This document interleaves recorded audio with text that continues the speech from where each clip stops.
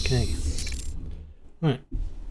Got to check something. Usual's. Yep. Okay, that's going good. Right. Okay. So let's get the usual preamble and nonsense out of the way. There's not going to be any audio or video from what we're going to be watching tonight because of obviously copyright reasons. But it is why we have the and get it right this time. There we go. There we go. Oh, I keep getting it wrong. The synchronized timer, so you can know what point we're at. Yeah, start again. I've been exhausted all day mentally, but basically it's so we can have my video that I'm watching and your video sort of synced up, so we're both watching the same part. We're not like like 5 minutes, and spoiling things with each other. I'll do a 5-second lead in. 5, 4, 3, 2, 1, go, and on go, I'll start the timer. I'll always set it though. There you go. So I'll start the timer. I'll stop it, whatever, and that's basically it. Excuse me. So, as I say, I apologise if I mumble and stumble with my words today. I didn't get much sleep last night, unfortunately. Mainly due to a certain kitty cat deciding to sit on my chest at like 2:30 in the morning and keep me awake for like 3/4 of an hour. And then again at about 7 o'clock when I was still trying to get some sleep. So I am absolutely mentally shattered, but not in a bad way because she was keeping me warm. Yeah, honestly, she was okay. It was because it was getting cold. Good evening. She was getting cold. I had my bedroom door open slightly so she can come in and not scratch at the doors, and she just come in and basically jumped on my chest in the middle of the night. So it's like, and yeah. So I'm okay. I'm just absolutely mentally tired, so I may stumble with my words a little bit, but not a problem. Yes, I'm talking about you, Fuzzball. She's just over there. Right. So, a little bit of a minor, small disclaimer. Last time you couldn't sleep, you ended up with an Apple TV Plus. Ooh, no. I was fully in bed and not. Yes, I was talking about you. Yes, I know you're not in trouble because at least you kept me. That's the thing, you did keep me warm. Right, so minor disclaimer at the beginning of this. I have seen the. I know. I have seen the campaign from Critical Role that this show is based on, but like very much with Vox Machina. Whilst I know the main plot points and the characters and bits and pieces like that. From what people have said, it's like it does follow the same sort of vibe in terms of you're not going to know exactly 100% what's going to happen because there's going to be a few changes here and there, but the whole I don't know. I'm going to use Vox Machina as an example, like for the way they handled Percy. That was very slightly different in the campaign versus how it was in the show, and things like that. I mean, as I say, 90% of it was good, but well, I was like, no, not good. See, I'm stumbling words. 90% of it was the same as the live show actual play thing, whatever you want to call it. But there was just enough differences to make you think, hang on, this is slightly different. Oh, this is the same, and things like that. And the other thing as well is I've had a quick look at the age ratings for this, and it goes, and this is for the UK one, so I imagine like if you're watching this in another country, it'll probably be the equivalent.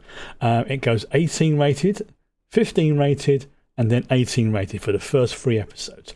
And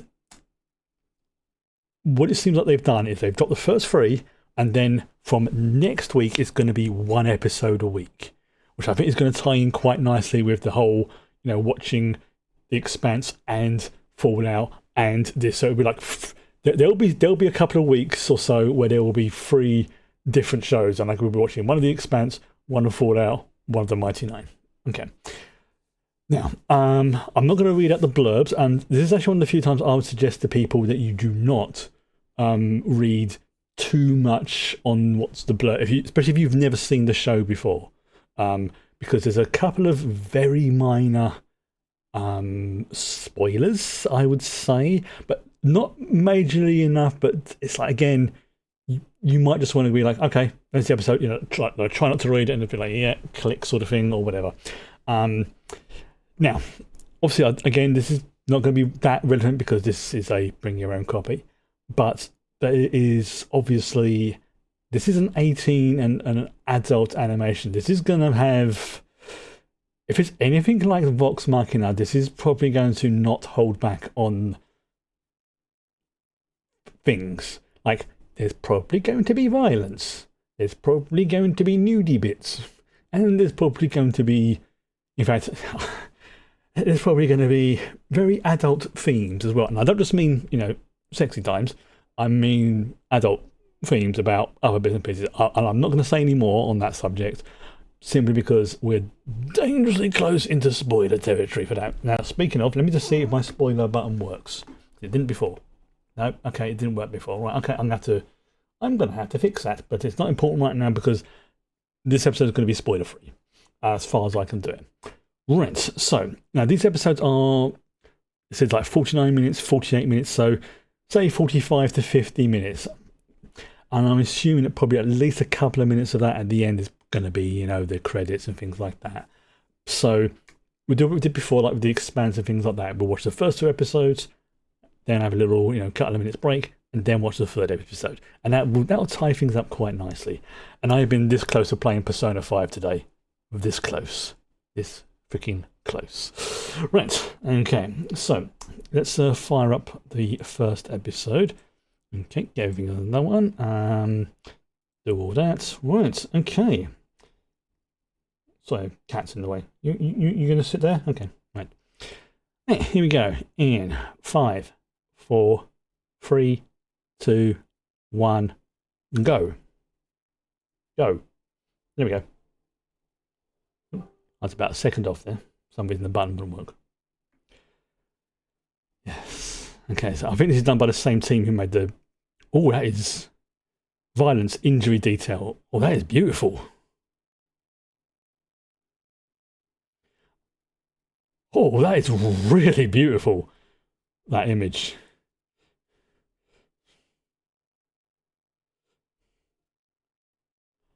I should have guessed it was that.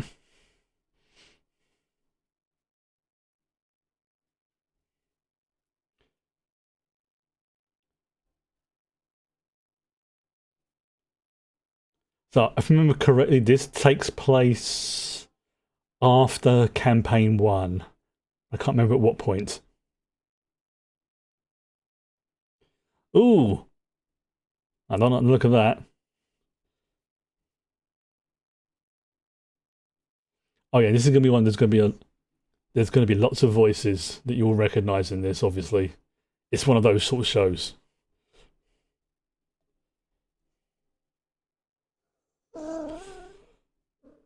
Damn.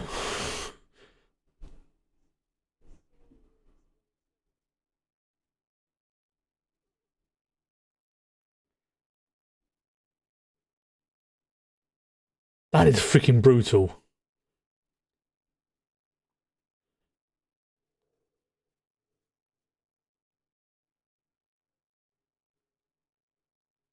There goes her soul.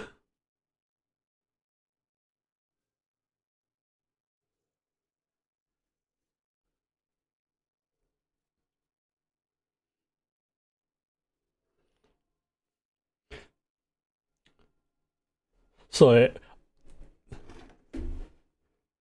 that I think that's a 12-sided item. I'm having to check my dice because it does look like a 12-sided dice. Yeah, it looks like a 12-sided dice. Oh, shit's going down.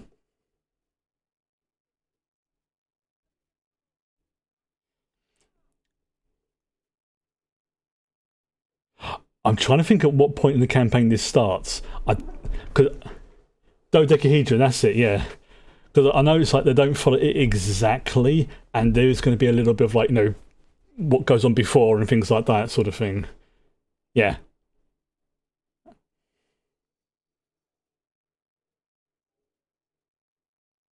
Oh, I love the animation in this. Oh, I love the colours as well. This is really good.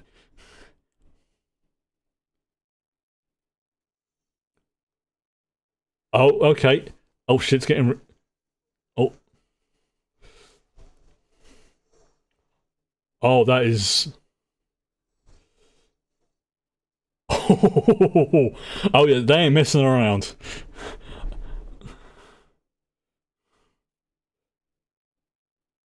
They are not messing around.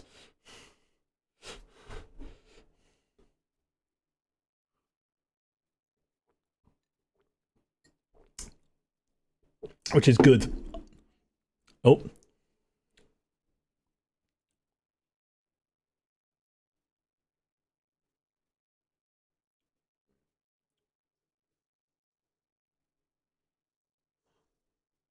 okay.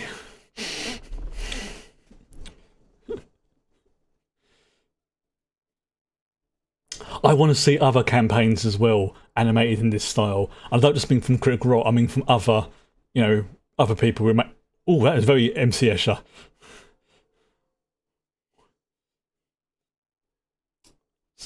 Oh, that is. I mean, they're basically magical assault troops. Oh, Heroics like this. Oh, God, if they did Heroics like this, or that. I know at least two people who would make a mess in their underpants if they did that. And I'm one of them.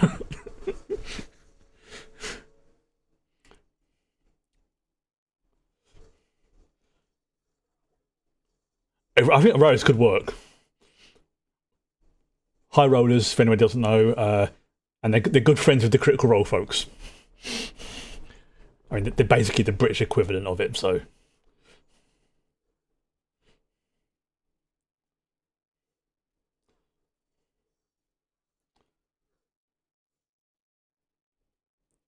Oh, God. This is going to be one of those ones that I'll watch it one time. Oh, that is. Okay, yeah, these are not magical shock troops. These are magical elite forces.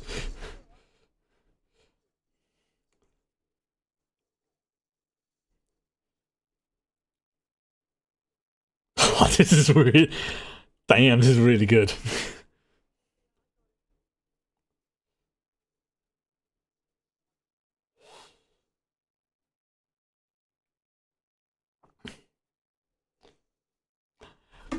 I can't say anything about what the spells they're casting as well because it will give away spoilers.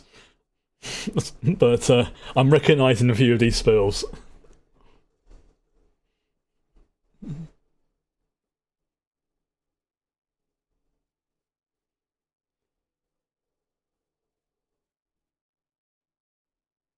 Yeah, that just happened. I wonder if they're going to do the Vox Machina thing of having the intro give clues to what's going to happen in the episode in the season.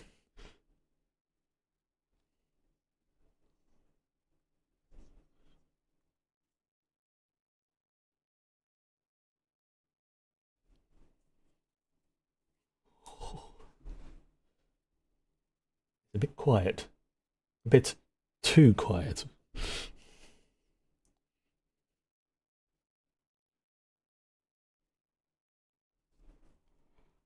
Look, when magical objects start glowing, you're in trouble. Hello, Fuzzball.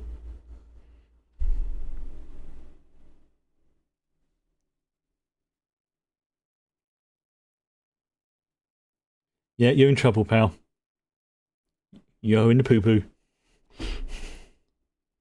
You're back on my lap now. Okay, make your mind up. I know. She wants. At the trap.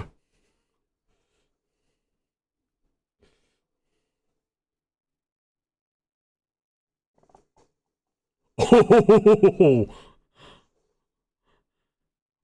ooh, that was a big boom. That was like a nuke. Oh, this is the the intro. Yes.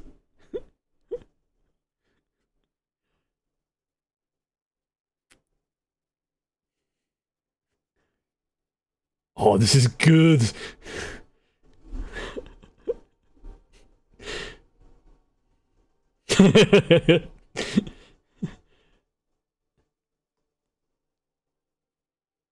Like, I'm recognizing the characters, but I'm not saying their names yet because they technically haven't been introduced. So,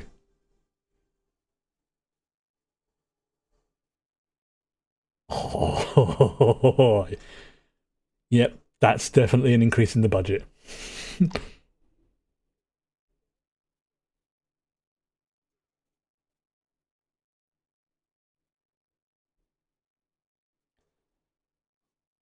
Oh. And we start off being introduced to probably my favorite character on the show. I have two characters on on this season that I really like, and we've just met one of them.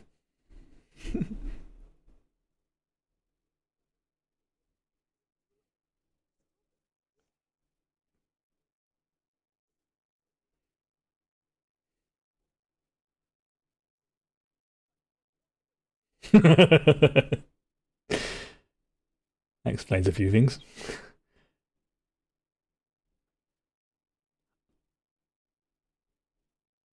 Yep. Okay, so we're doing a sort of flashback, like because obviously when you meet him in the campaign on like the live show, that the characters were that they did like the session zeros for them, stuff like that off screen. So I'm assuming this is a nod towards that.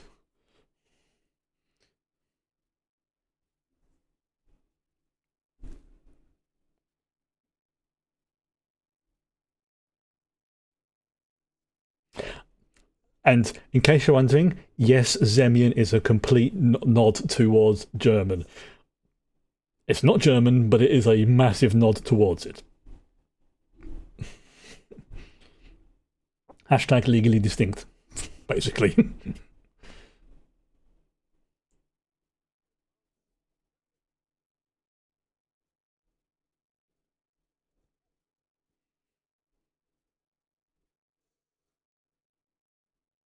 So this is how they met. Interesting.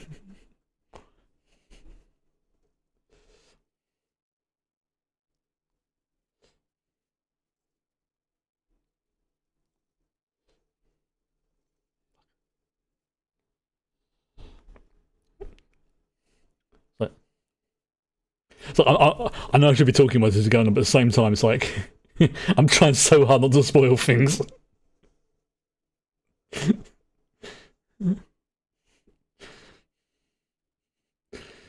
Like, like, like mentally, I'm going.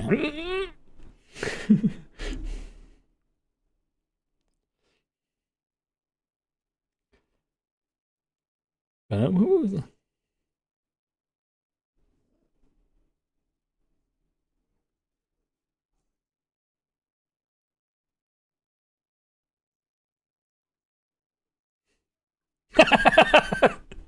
yes.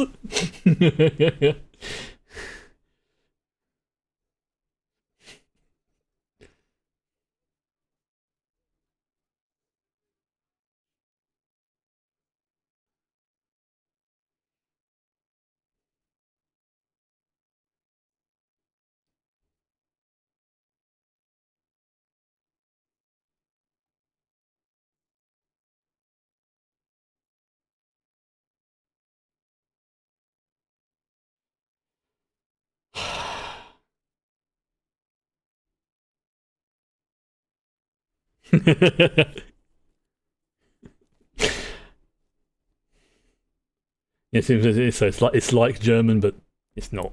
But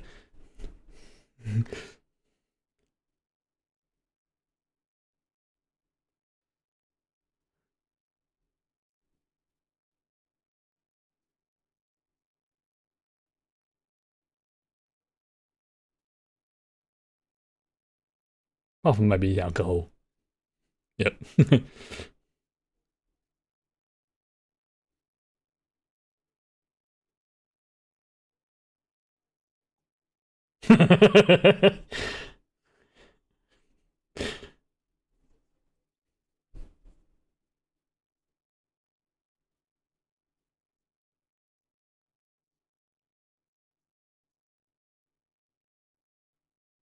I mean, it's perfectly fine.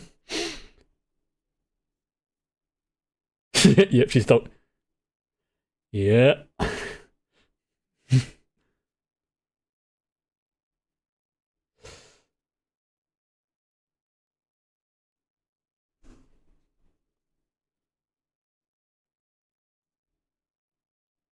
Oh.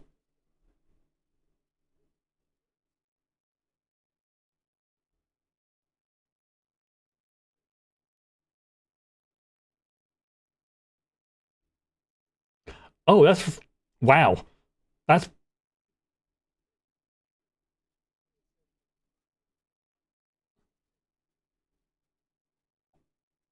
oh.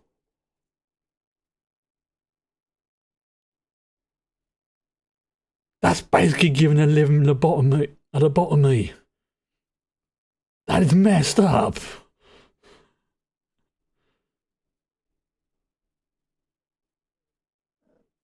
Oh, that is gruesome.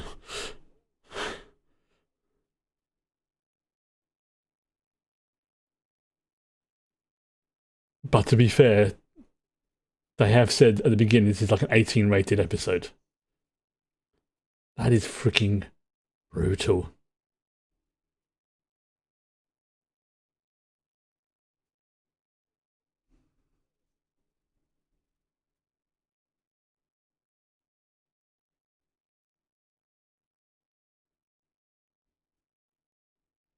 That's, it just basically did brain. That's almost like Azula level of Oh, that's even freaking worse. That's even freaking worse, I think. Oh, that is just messed up.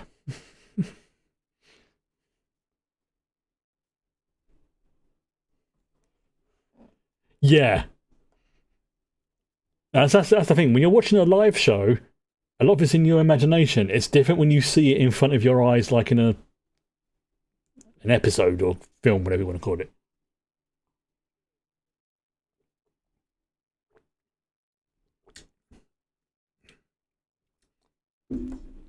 Oh, great. He's an archmage. Fantastic.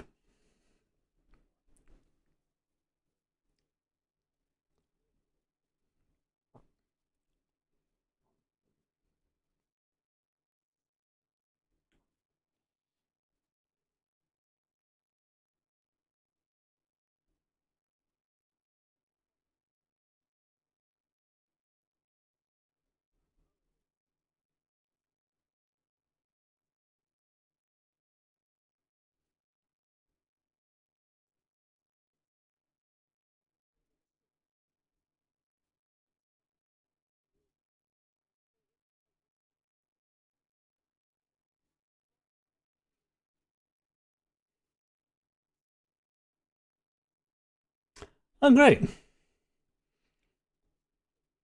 An arcane war.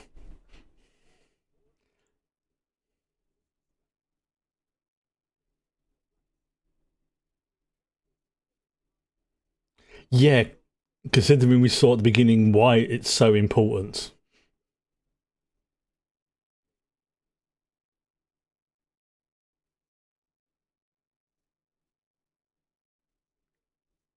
Oh, it's important. It's damn freaking important.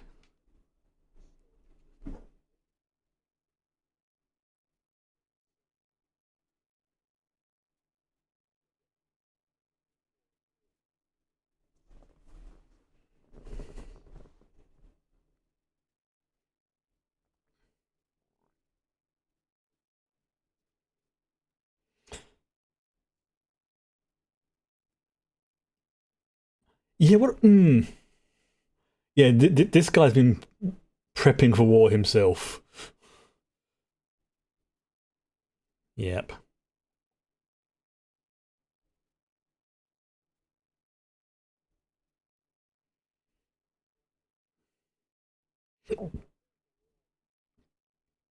Just like that, war would have.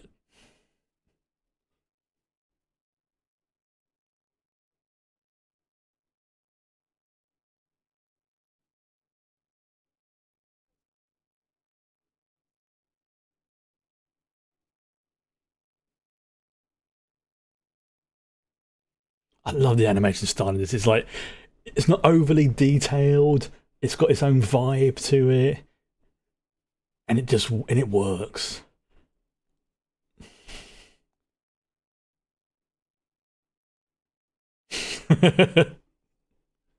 Yep.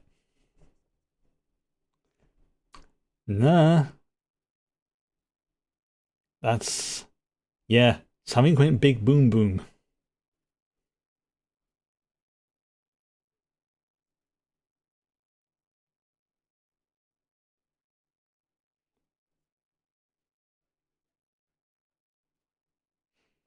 Now, obviously, I recognise a few of the voices already, but I'm also trying to.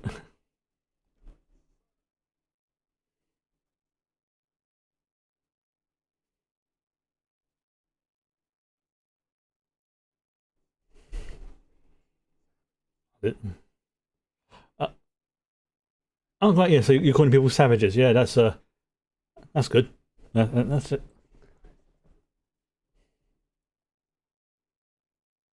He's one of those types. He's what we call a bigot.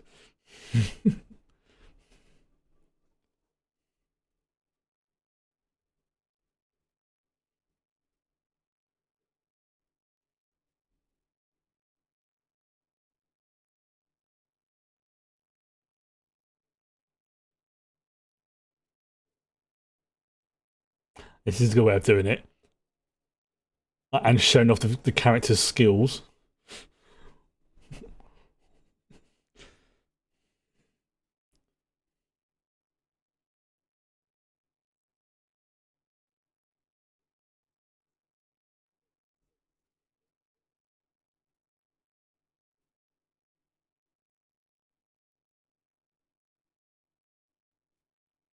Yeah, that's like the center of the. Ooh, oh, that is.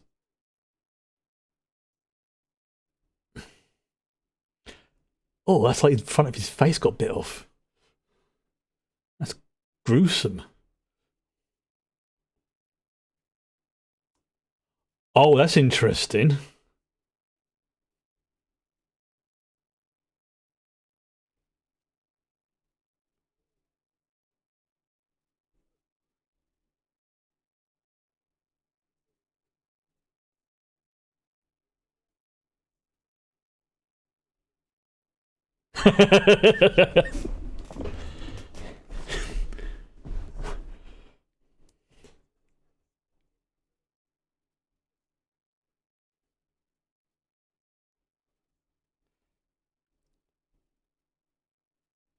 I mean, essentially, the character just rolled like a very high roll in the investigation check.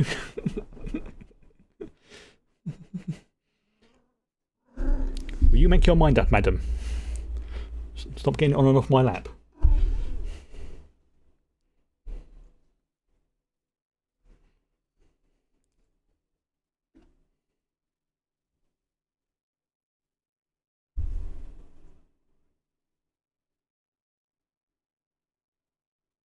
Hmm. Now, what are those? What's the matter with you? Is it because I'm ignoring you?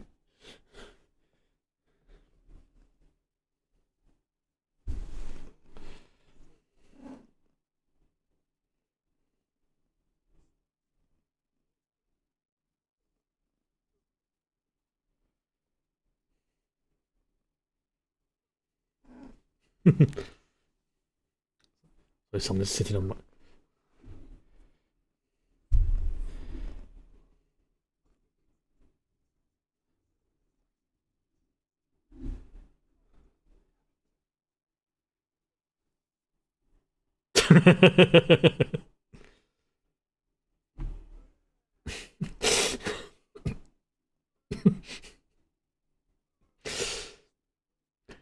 Low performance roll.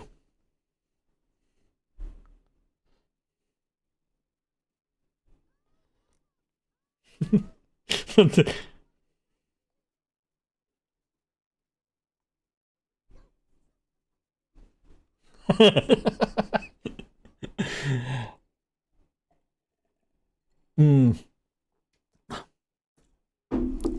Oh, low blow. Low freaking blow. It, I mean, yeah, that'll make him worship the pavement god. And I think every person within 5 miles who has testicles felt that.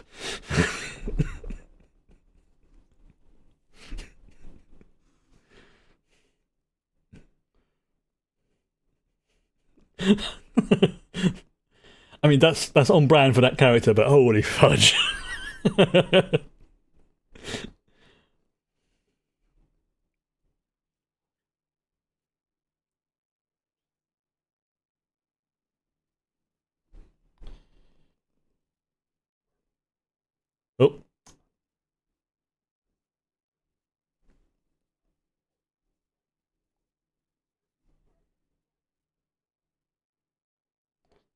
Oh, oh, yeah, it's a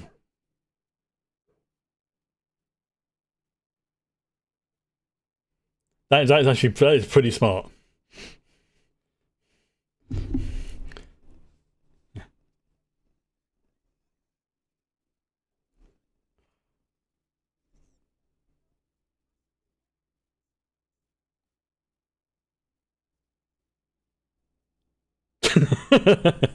So like, oh god, oh expressions are great already.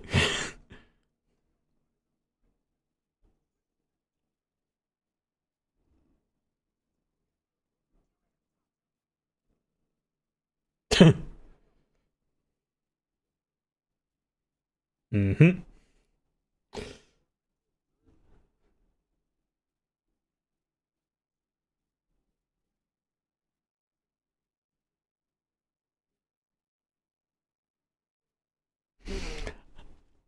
Yes, there you go. She called it out. Well freaking done. I'm gonna have to check up on IMDb who the voices are because I recognise about half of these ones already.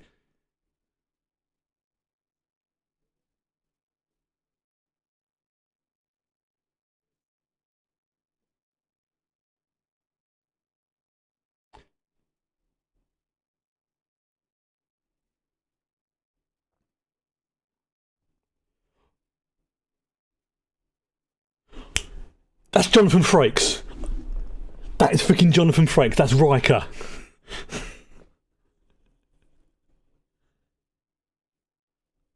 I'm calling it that. That is Jonathan freaking Frakes voicing that guy.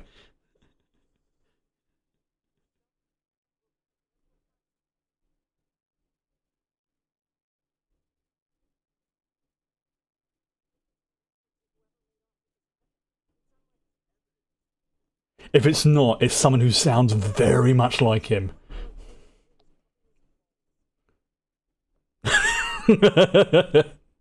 Honestly, I like all the characters in this season.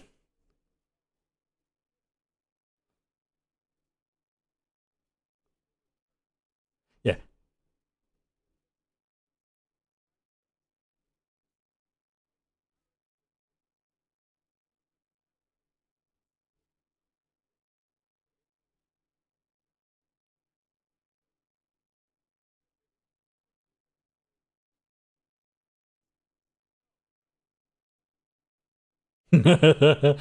Yes. Bo does not give a flying fudge.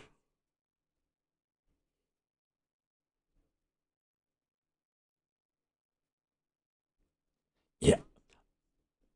I am 99% sure that is Jonathan Frakes. After this episode, I will check up on IMDb just to satisfy that brain itch. I won't do it now though. Wait.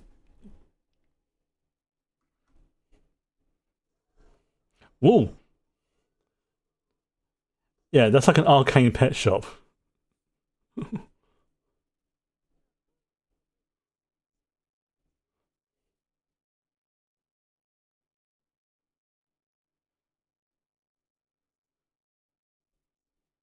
Maybe not.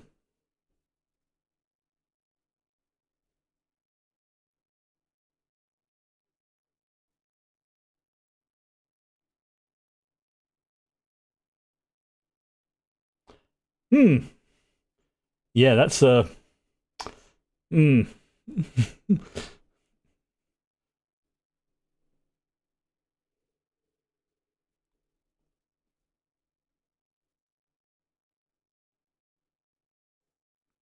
Oh, great.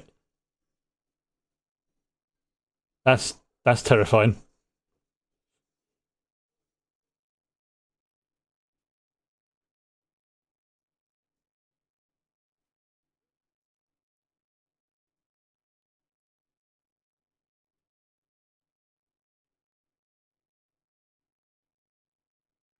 I mean, oh,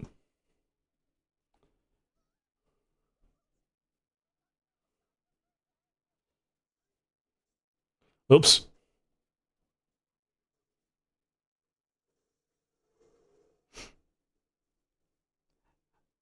Release the Kraken. Oh.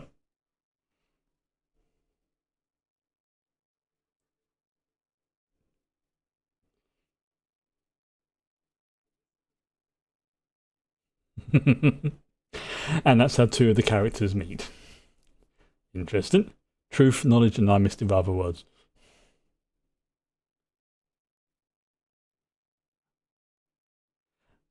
Yes, the Cobalt Soul are an interesting group. They're basically scholar monks.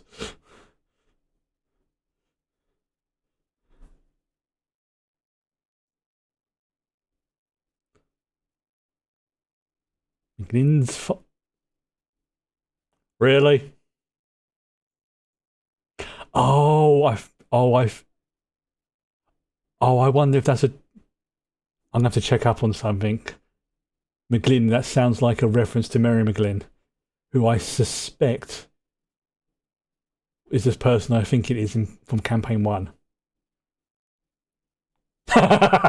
Yes, there's the line. That's got to be a tribute to her.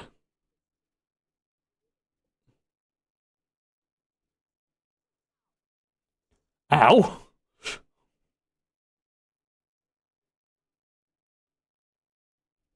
Yeah, yeah. Beauregard, like I say, does not give a fudge. She will beat up old ladies. Exhibit A.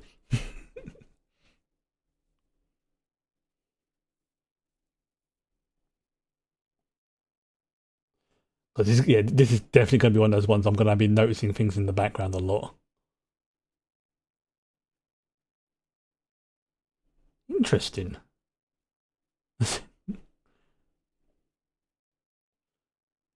Oh, that looks like a. Hmm.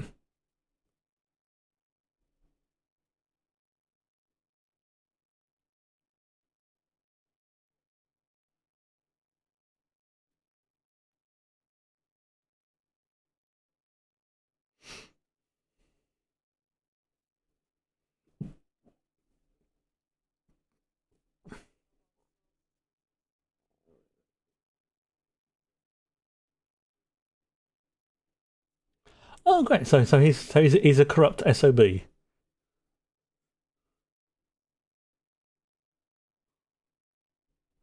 Okay. Oh, yes. Yes, she may be a gnome. Okay, so we've met three of the main characters so far.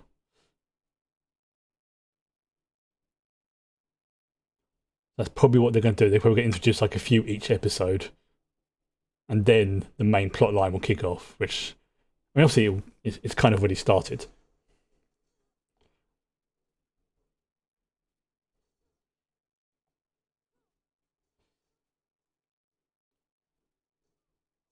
It's almost like a Psylocke, for side daggers.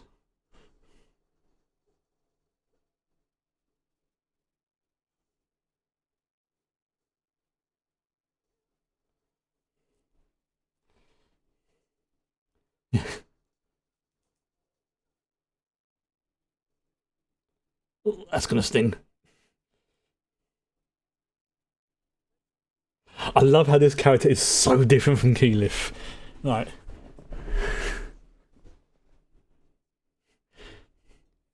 Which is basically was Marisha's last character.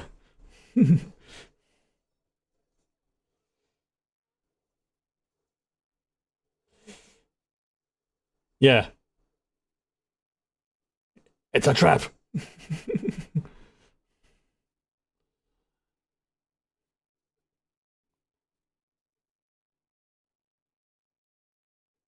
Oh, she got her butt handed to her.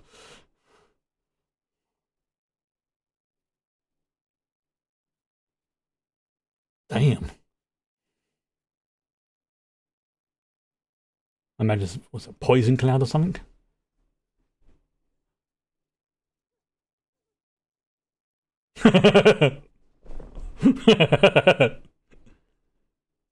Paralyzing touch. Yeah, warrior monks. Warrior scholar monks. Very dangerous.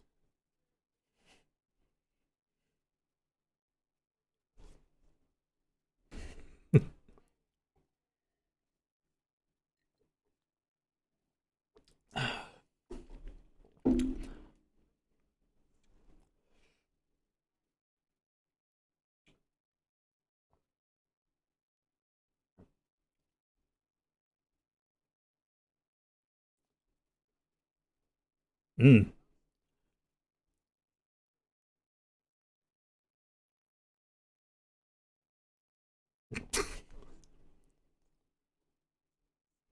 Yeah. Wizard assassins.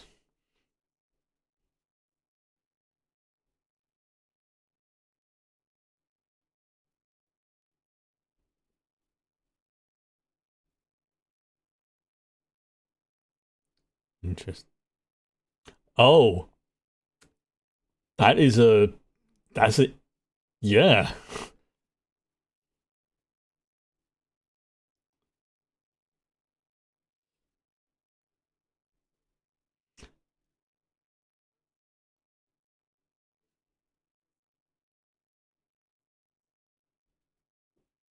I'm trying to read stuff in the background there.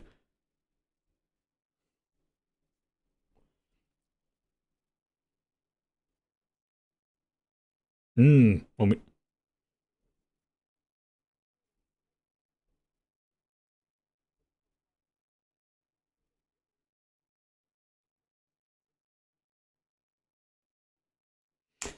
Yeah. Wait. No.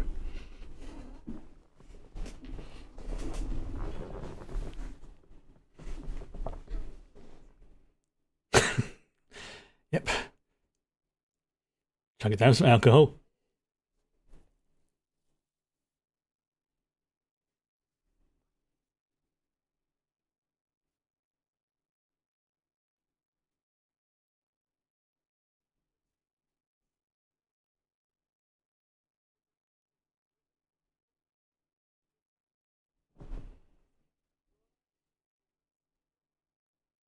But.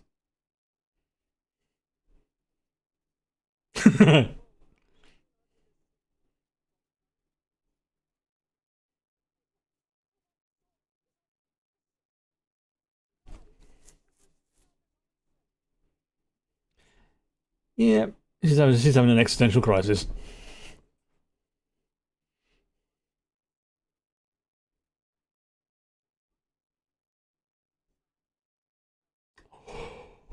Ooh.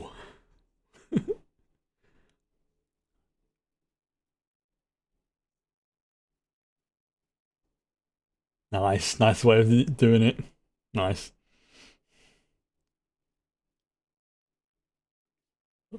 Oh, she's getting the DTs.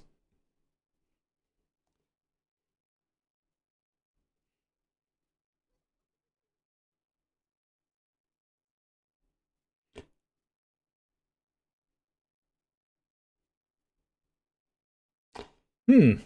I'm thinking the goblin has a drinking addiction.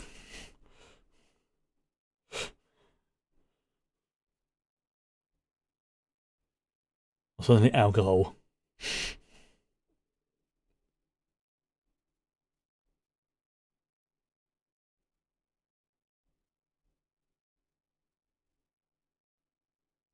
Now, what have we got there?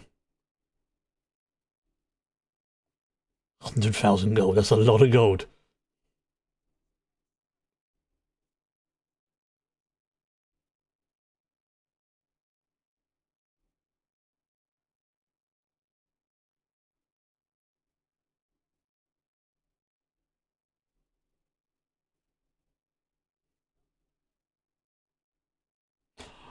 Oh, I wonder if this is what I think it's going to be. Again, I'm not going to spoil anything, but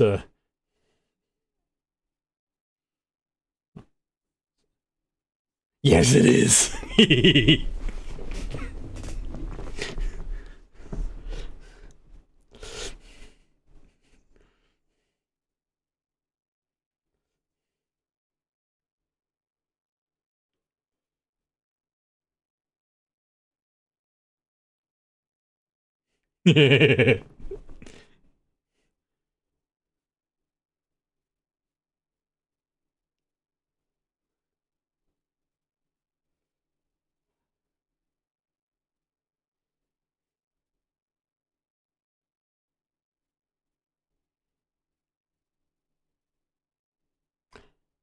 Yeah, and anybody who knows me, that's probably a big reason why I like this character.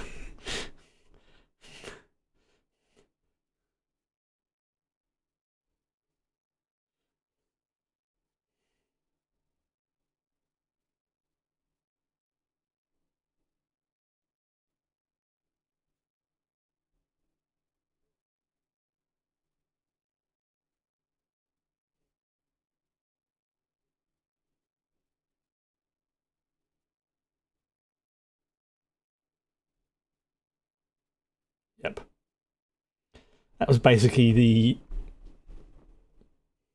I'm not going to say what it is.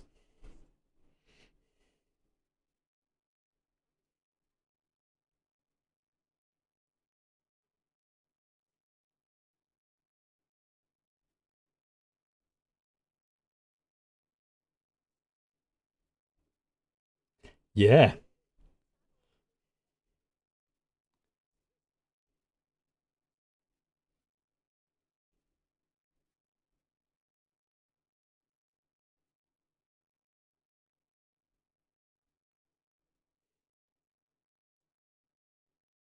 You know what? Yeah.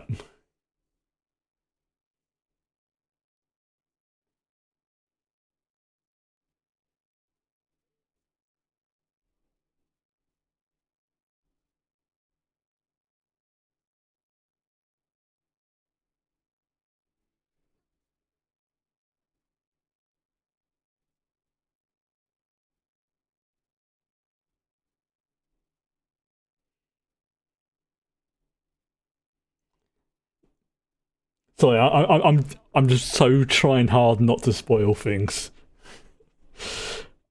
and make comments about things that will spoil things.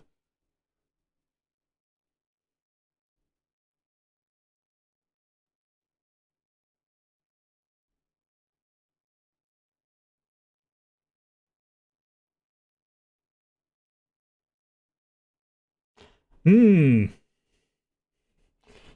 Think of that what you will.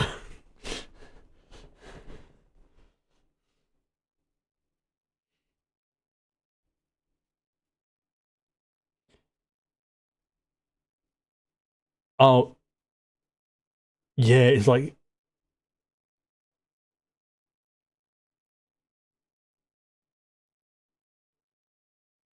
that is messed up. That really is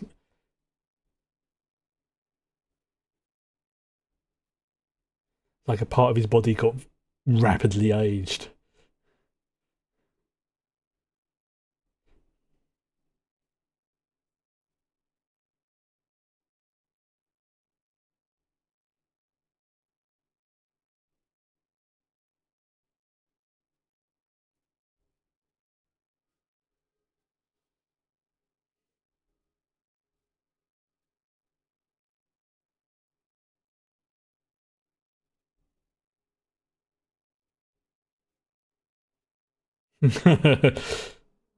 Oh yeah. Hello.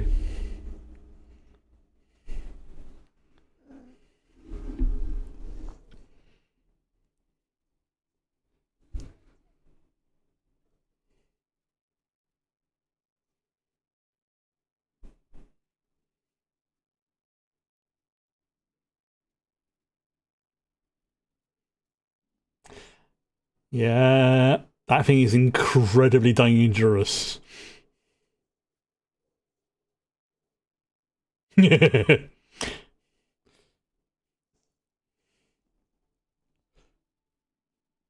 Oh, is this what I think it is? Please tell me this is what I think it is. Yes, it is.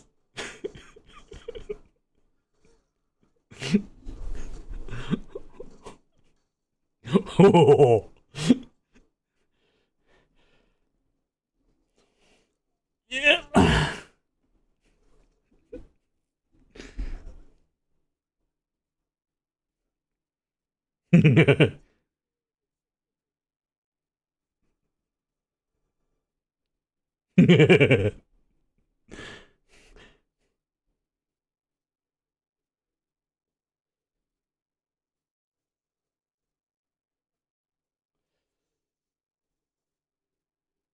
Okay, so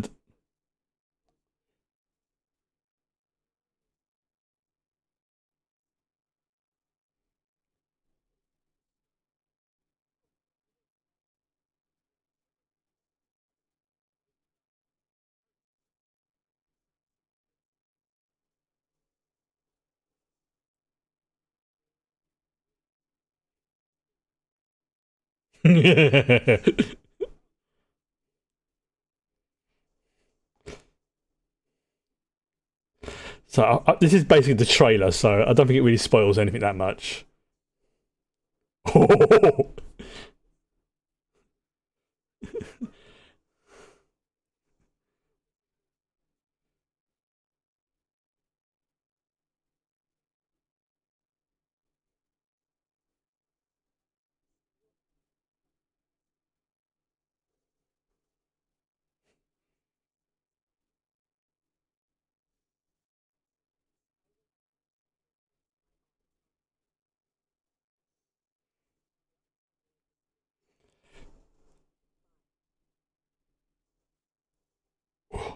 Oh. I will say now, this isn't really spoiling that much. Tiny little spoilers, but it is giving basically an overview of what this season's going to be about. But it doesn't. It's not spoiled so far any of the most important parts.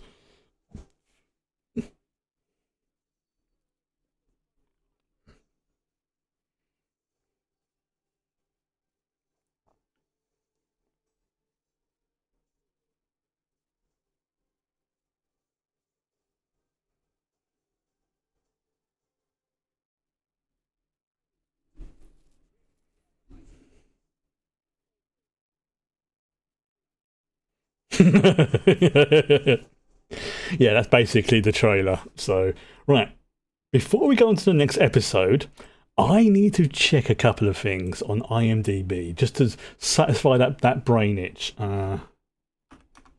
First of all, I want to check about.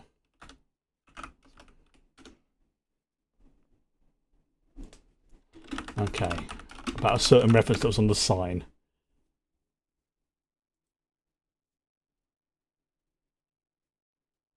Oh no, she's still alive. Oh, actually, she's still alive. Okay. For some reason, I thought that I'm thinking of a different character. Right. So that's one issue. That's one brain itch that was going. Right. Let's just stop. Let's just stop this for a moment. There we go. I'll stop that for now. Right. So next one to check on IMDb. I am 90% sure that was Jonathan Frakes. I'm going to check now.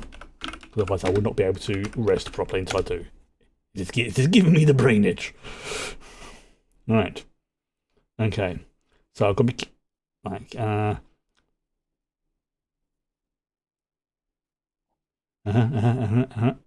okay. Right. Oh. Okay. All I'm going to say is that there is, apart from the Critical Role folks, there is a lot of people in this whose voices you would have heard before.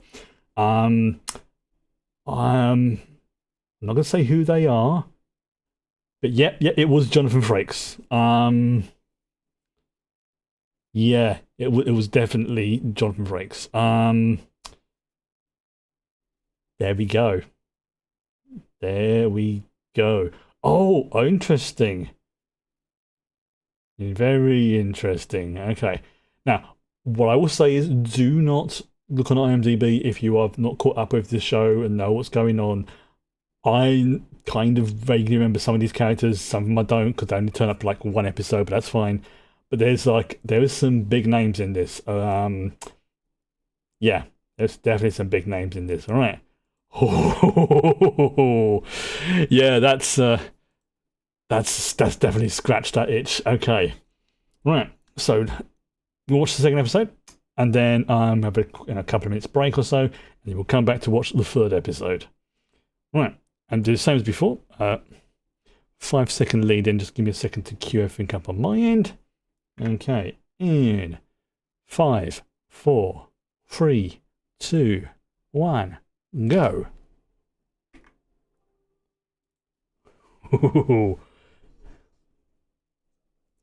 And we're not skipping the intros.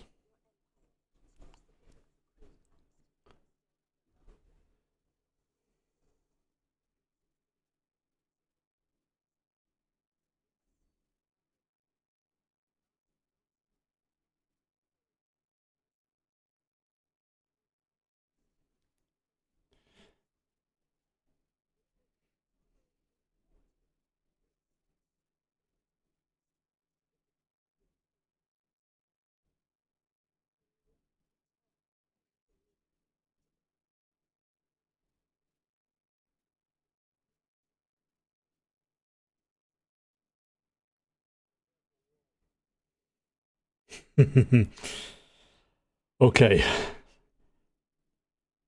so we've had obviously proper introductions to three characters.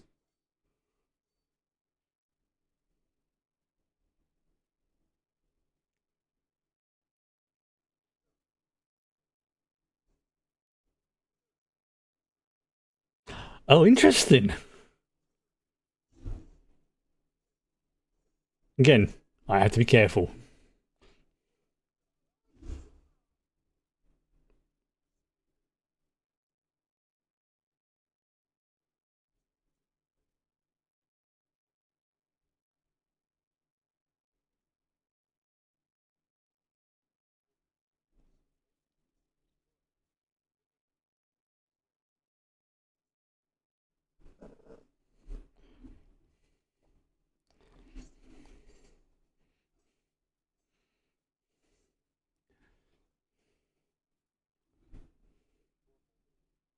So I'm looking so much in the background and everything that's going on as well. Plus, I've got a cat climbing up on me.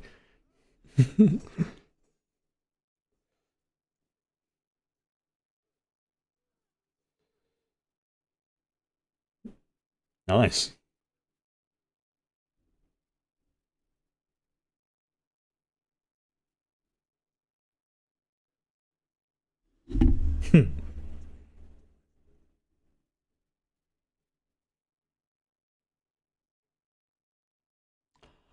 Oh, that's good.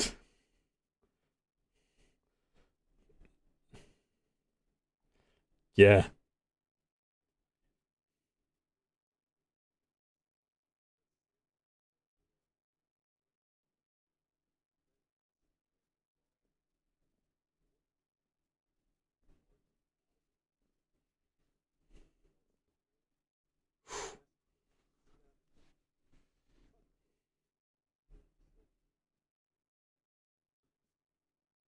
Easier said than done.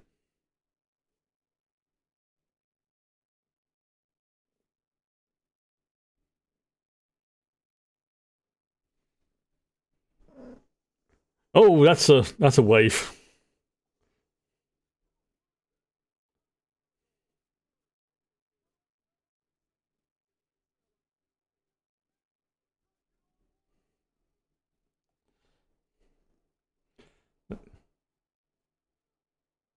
Those are some big waves. And there's something in there. Something very, very big.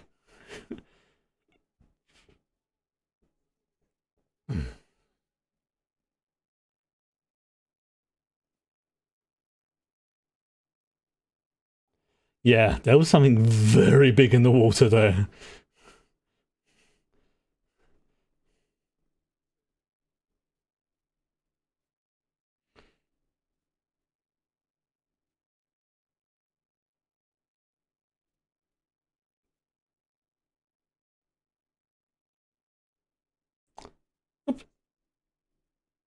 Ah,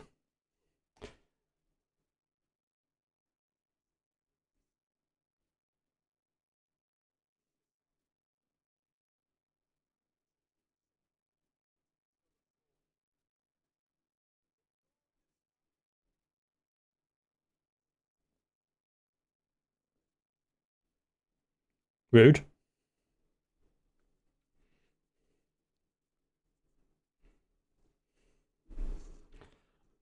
Ooh, that's gonna leave a bruise.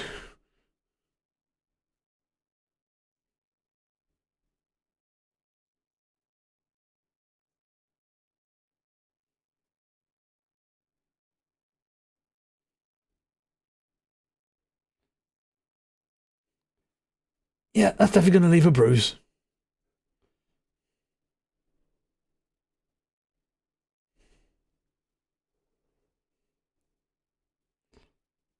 Oh, nice little touch on the. Yep, and he's leaking a little bit.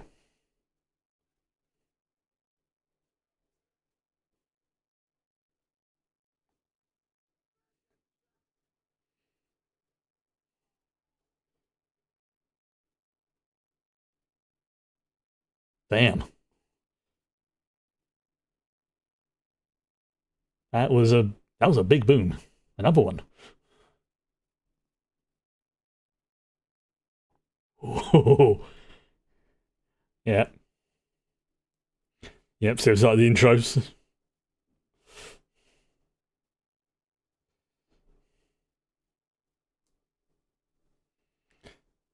It's definitely got a different feel, the intro to campaign one, but I'm not complaining because it works.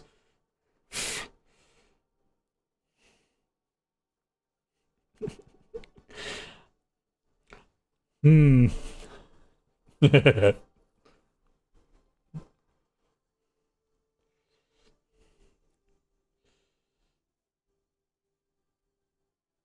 Yeah, it's their own version of the theme as well. Yep, I like it. What?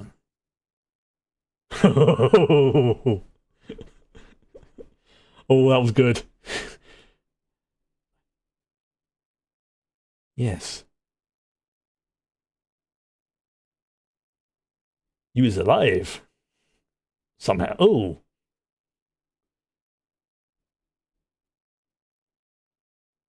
yeah, good question, pal. How are you alive? You got stabbed. There was a big boom.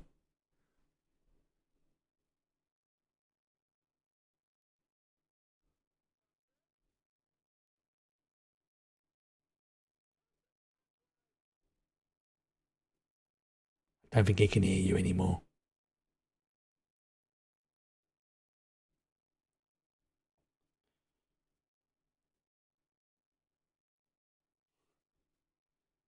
Interesting. Just happened to be there.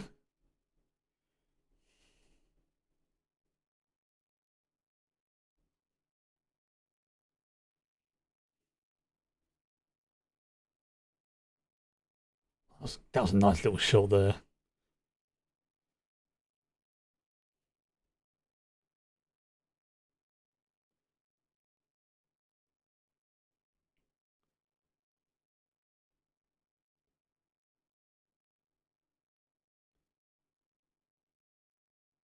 I mean, he's not going to need it anymore, so you might as well take it. That's a lovely shot.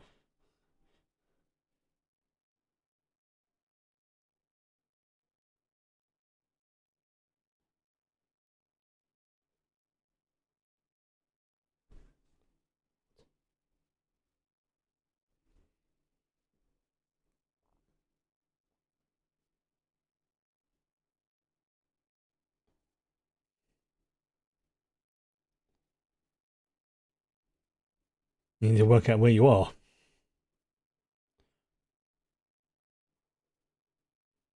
Yeah.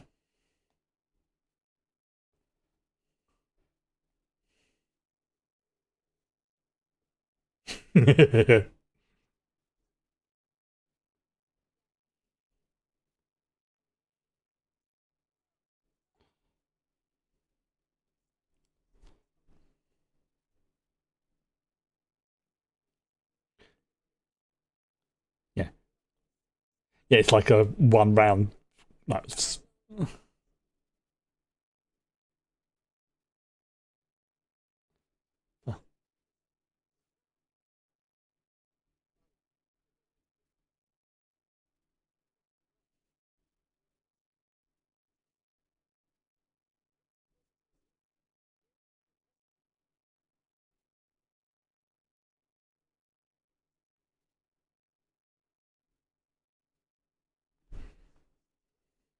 yes, get her out of the way officially.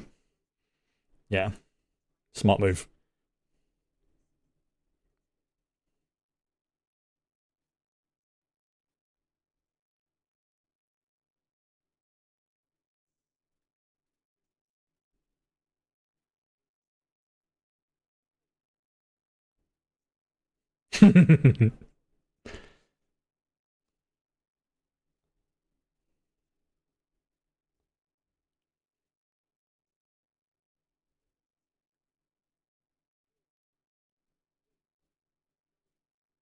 Like yes, like right now,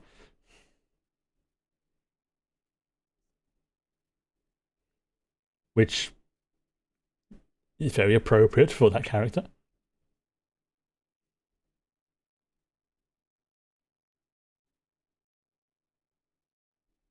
Oh,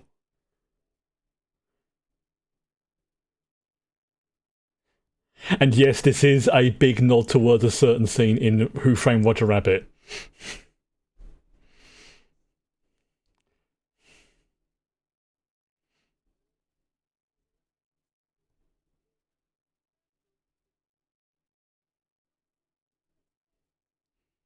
Yes, it is.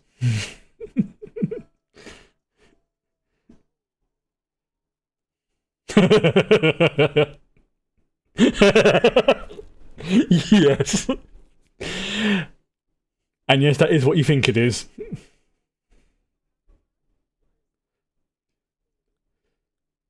That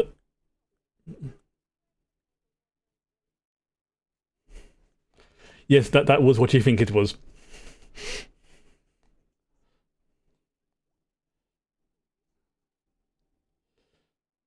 And there's one of my other favourite characters. And I like all of them, but my two favourites are Caleb and Jester.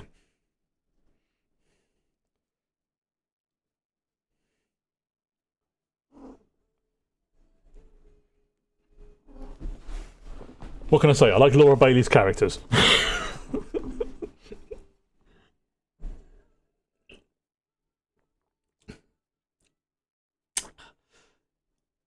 Yes.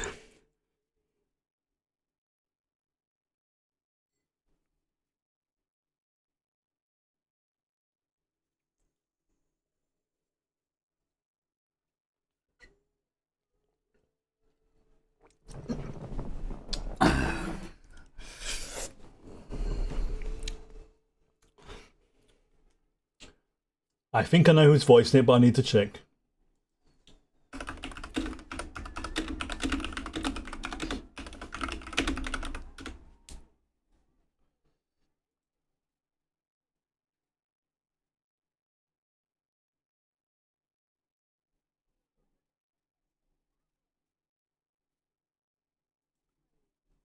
Oh.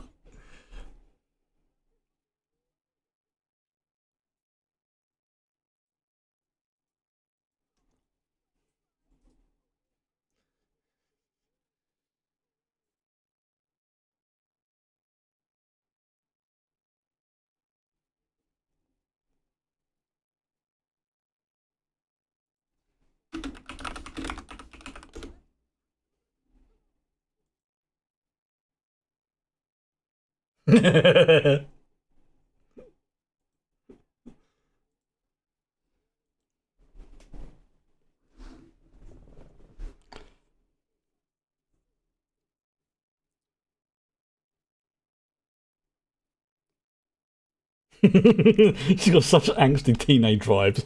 But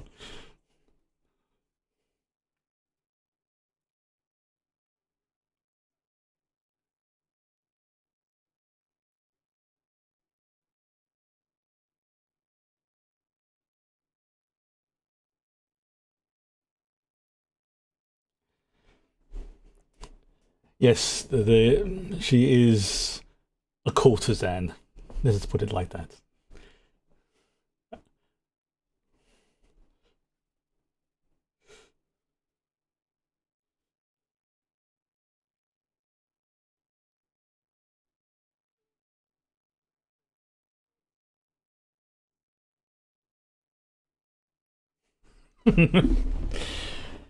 Yes, Jester is appropriately named. Let's just say that.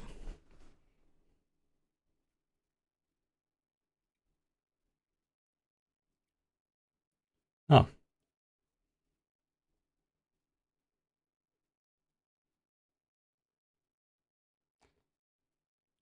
he's probably slept in more rougher areas.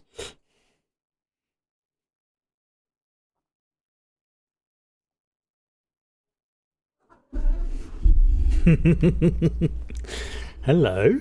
Hi. Come on. Come on. Right.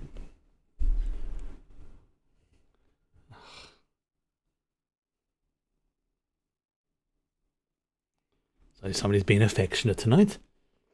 Hello. Hi.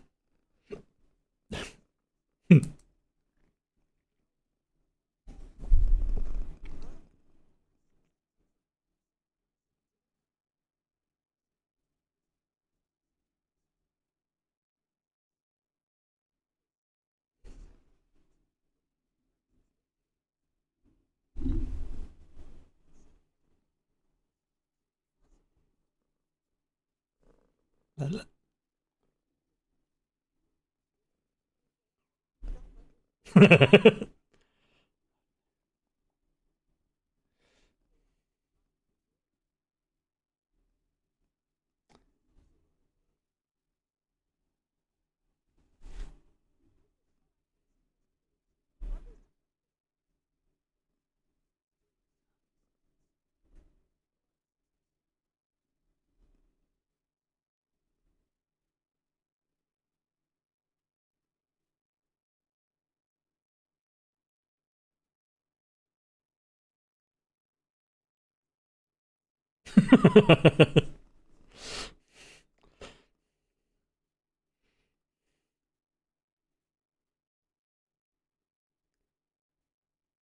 Yeah, I know a certain other creature that does that.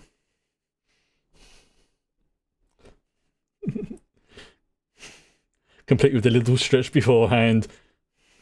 Oh, oh, he's doing the floaty walkie thing. Oh, that is who I think it is.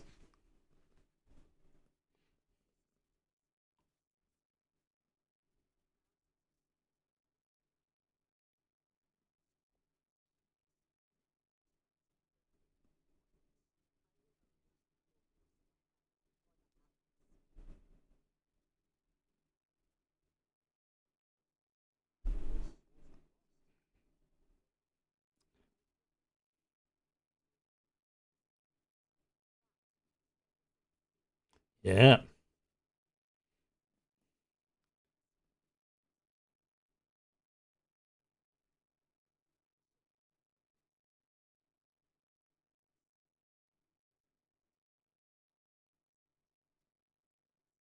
yep.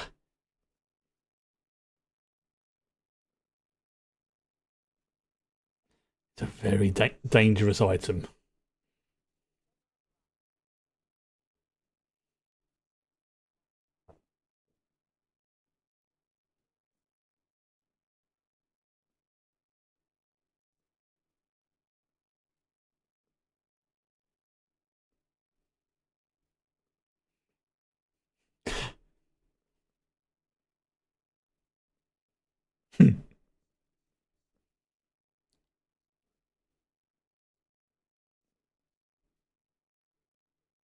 No, no, it's not. Hmm?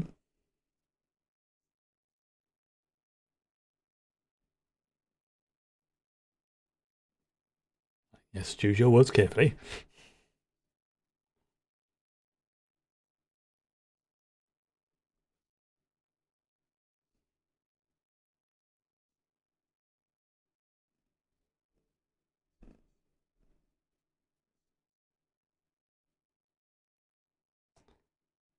Hmm.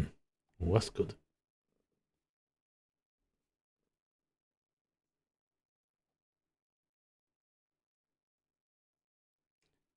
Yes.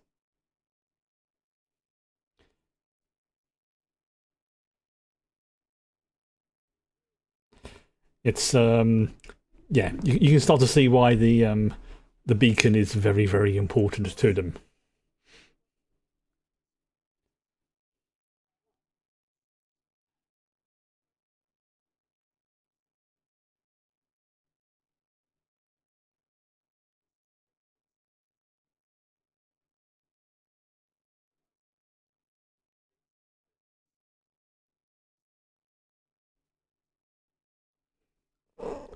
Oh, what was that shouting at me for? Well, I wouldn't shout, that was more of a grumble.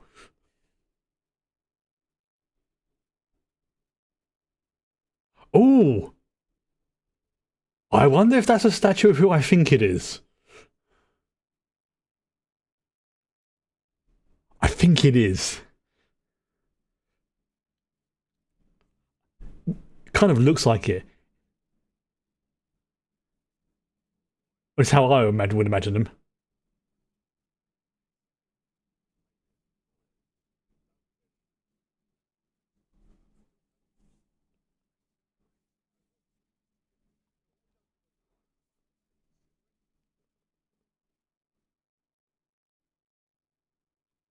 Oh, he's a big lad.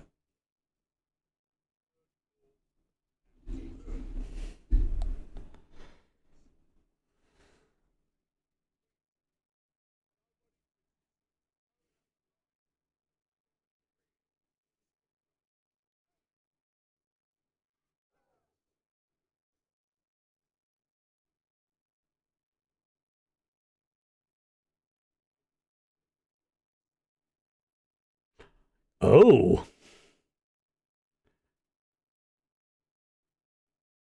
it's like now. Obviously, something happened, but what?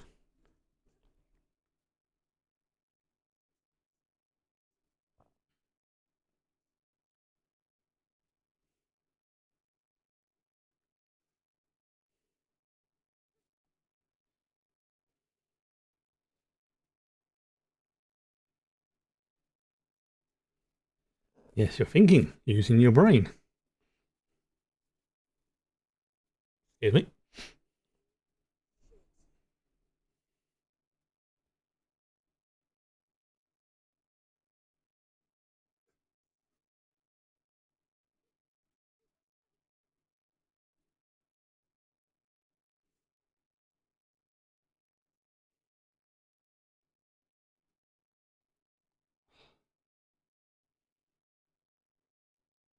Yeah, yeah. So if I'm waiting for that, it's like,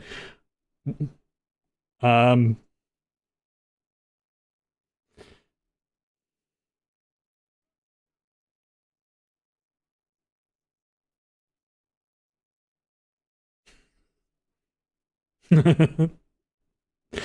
I'm glad they're keeping a lot of the vocabulary in.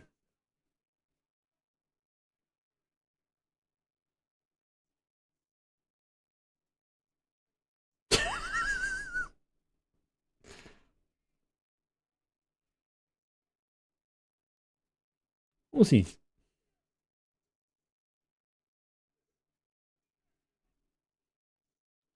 Oops.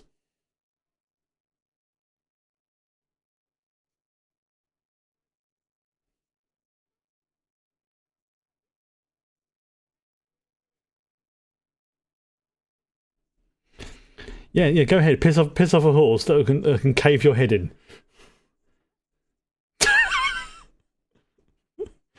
A racist horse.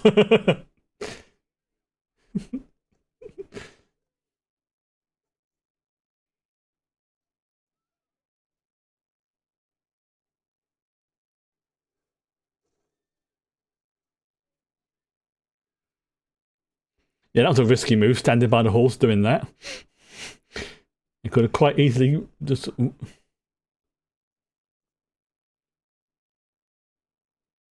Okay, so that's how she got a crossbow.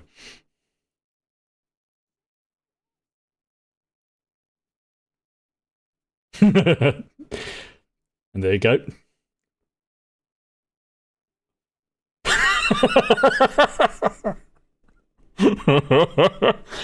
Oh, I don't know why, but I just find it so funny when swears are cut off like that.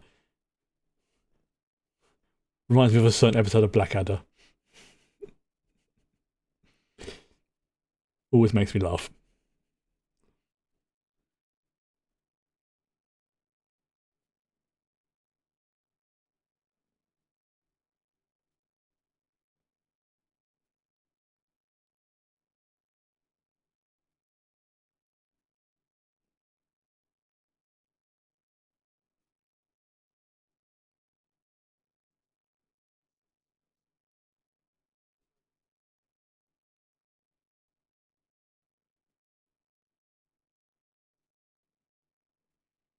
Ooh, interesting.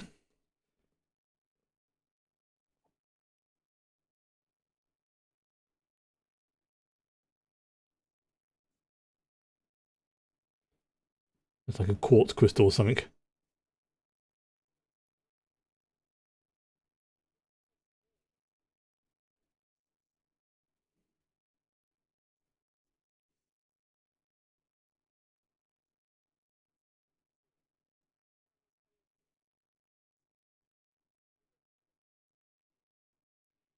Oof.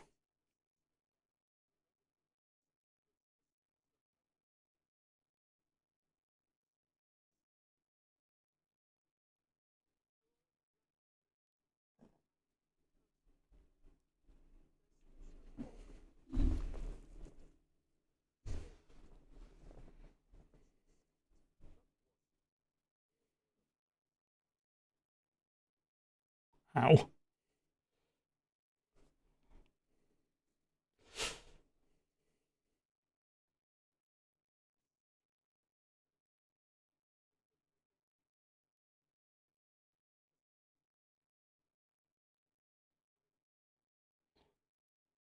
Yeah, she's probably had quite a few reincarnations then.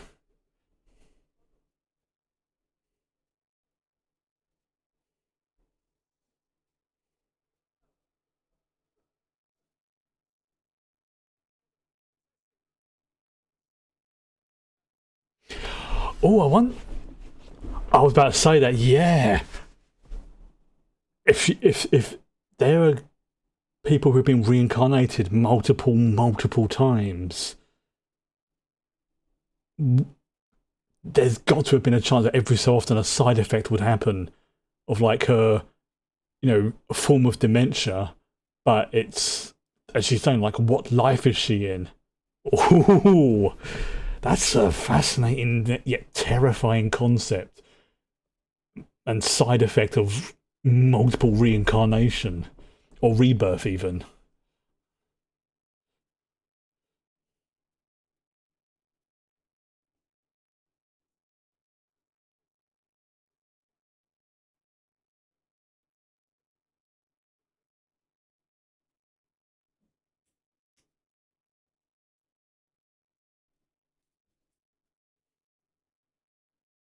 Hmm.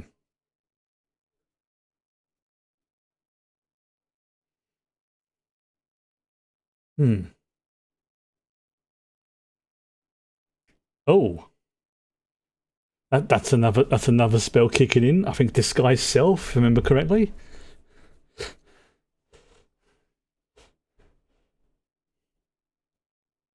So I think the one he cast at the beginning was like friends or charm person, something like that.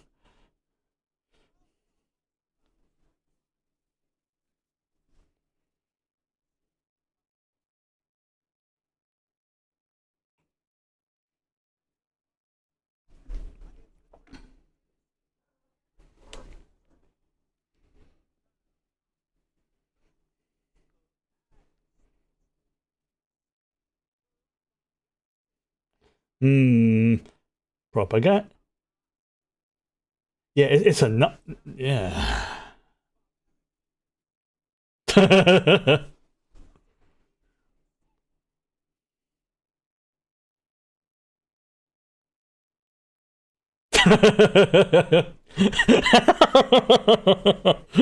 Wow.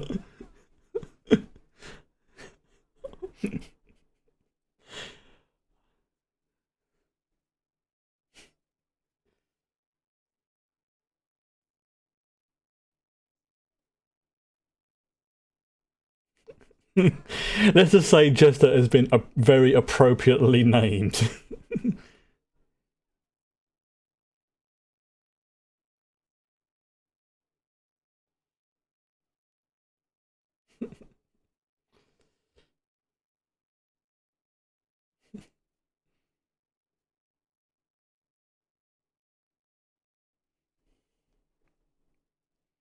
I love this. You can tell they've really put like effort into like the backgrounds and stuff. Oh, and there they meet. Oh, oh! I wonder if they're going to make a reference to a very particular thing.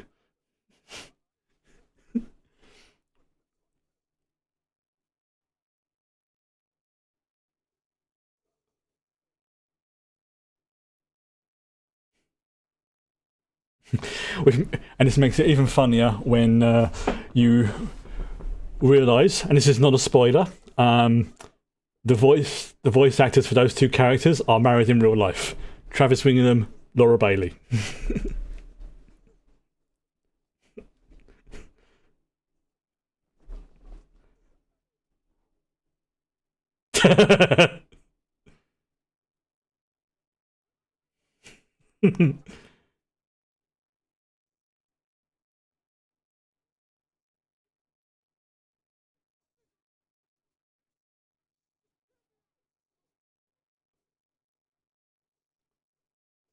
And that's some entertainment whilst you're having your dinner.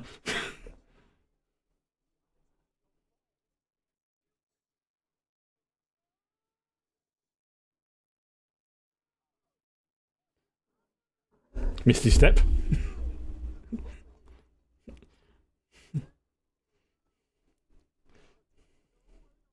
Nope.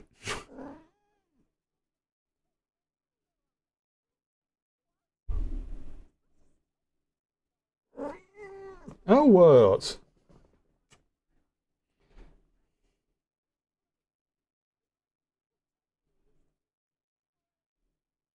Oh, I'm sorry.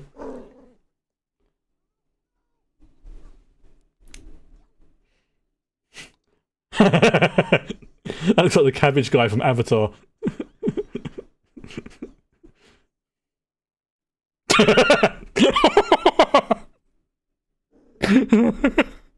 Oh, oh, yes, yes.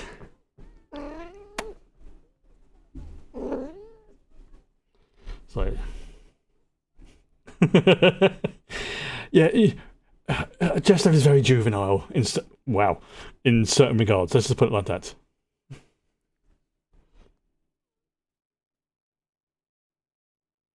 Yes, it is a house of adult entertainment.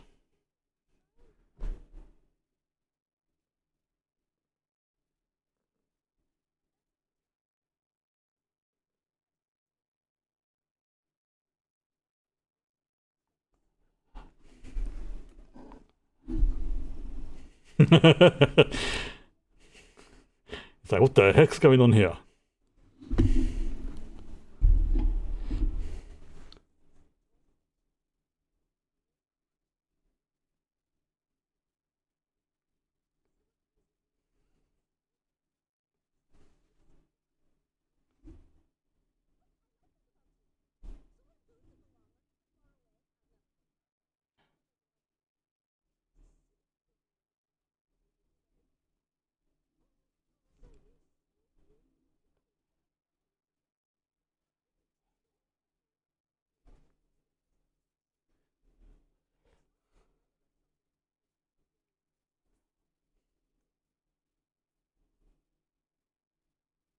Hmm.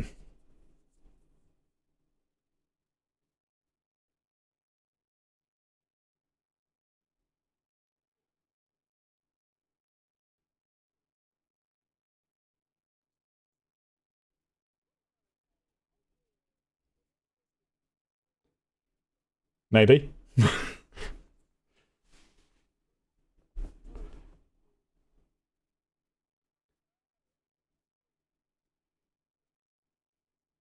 And yes, the accent was a thing in the show as well.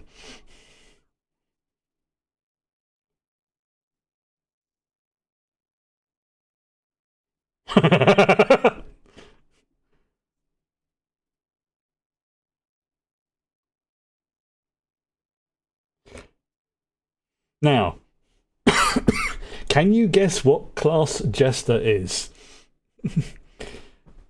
Gold star if you get the exact subtype.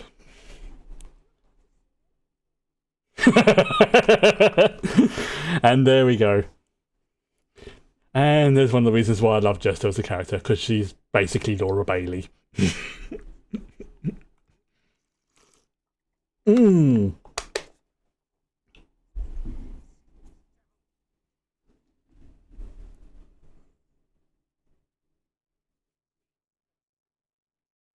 Yeah, that's not going to go well for you, mate.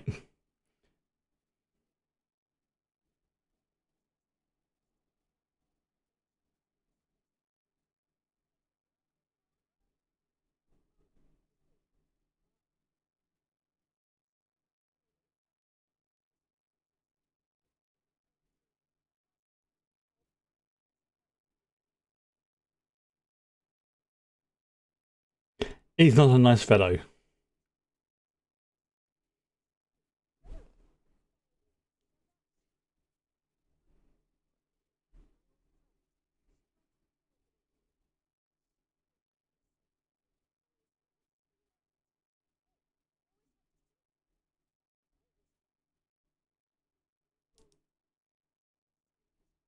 What?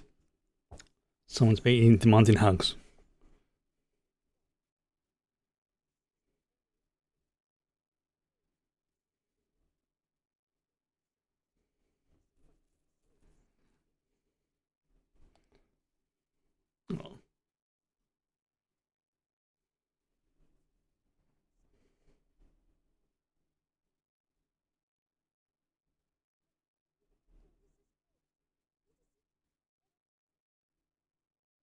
So,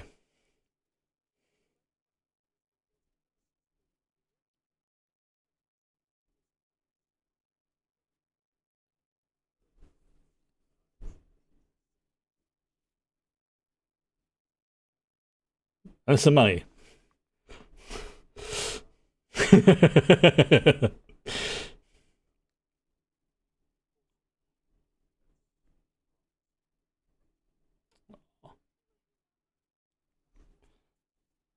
So that's the thing. All things considered, the Ruby of the Sea is a good mother. She's just in odd circumstances. But she cares for her little Sapphire. Which is such an adorable, affectionate name for her. You are being very cuddly tonight. What's going on? Hmm?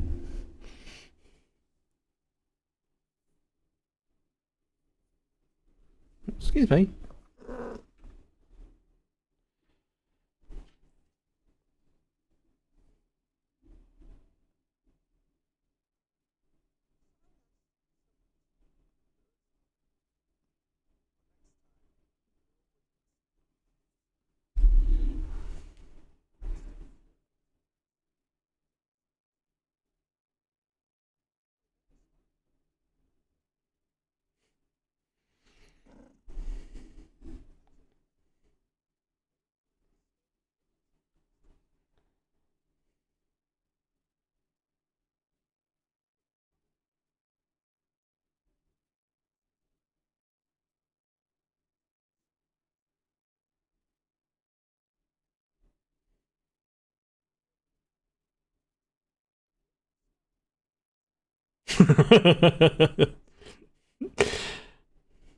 Wait, excuse me. Stop climbing all over me.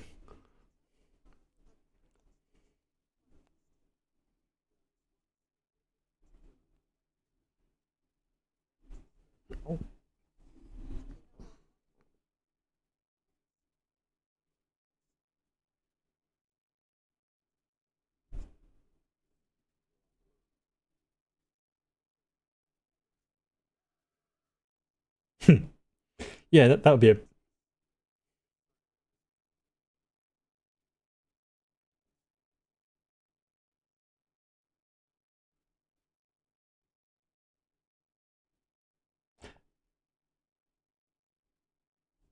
Is that the message spell? I think that's the message spell, which is like a cantrip or something.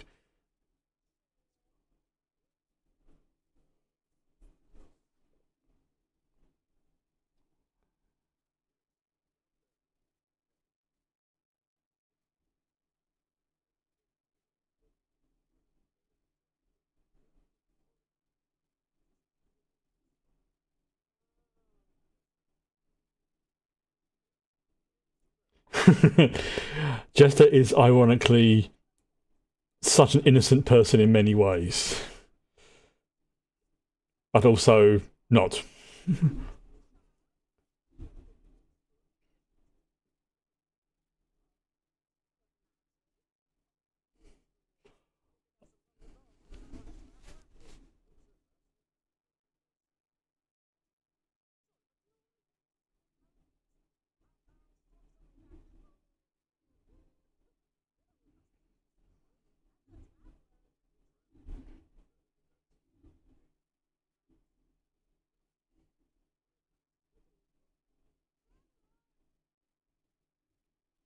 And no, he doesn't turn up.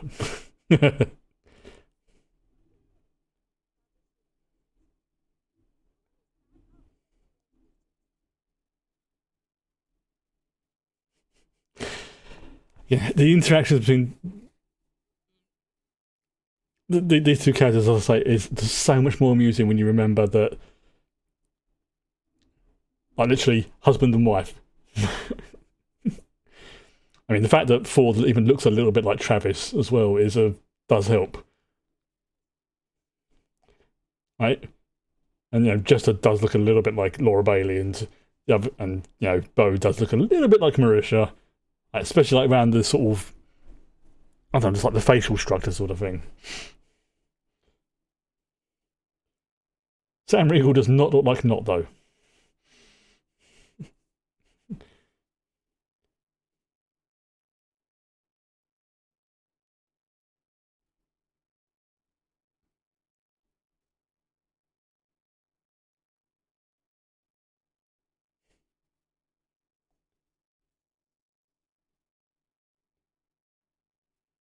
I love that floaty walkie thing he does. Very, gives me sort of Magneto vibes.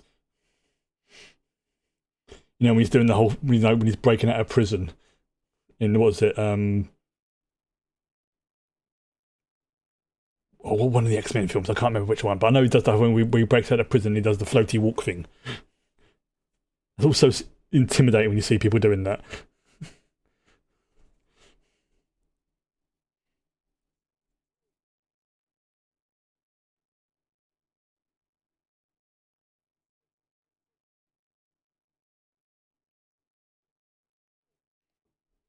Oh,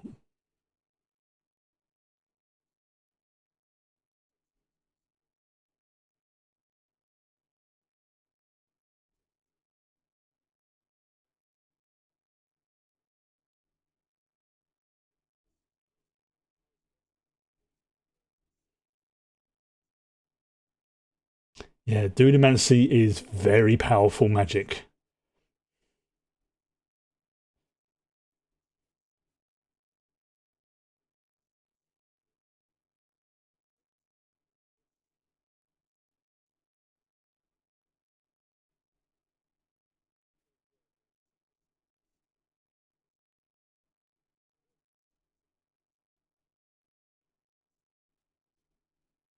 What? What's that look on me for?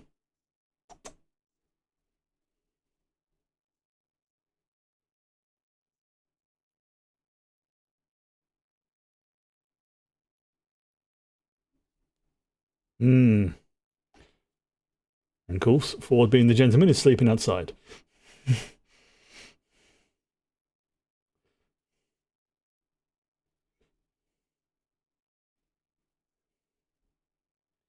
Yep. Yeah, that would give anybody nightmares, really, if you think about it. You get stabbed, an explosion, and then you see basically that.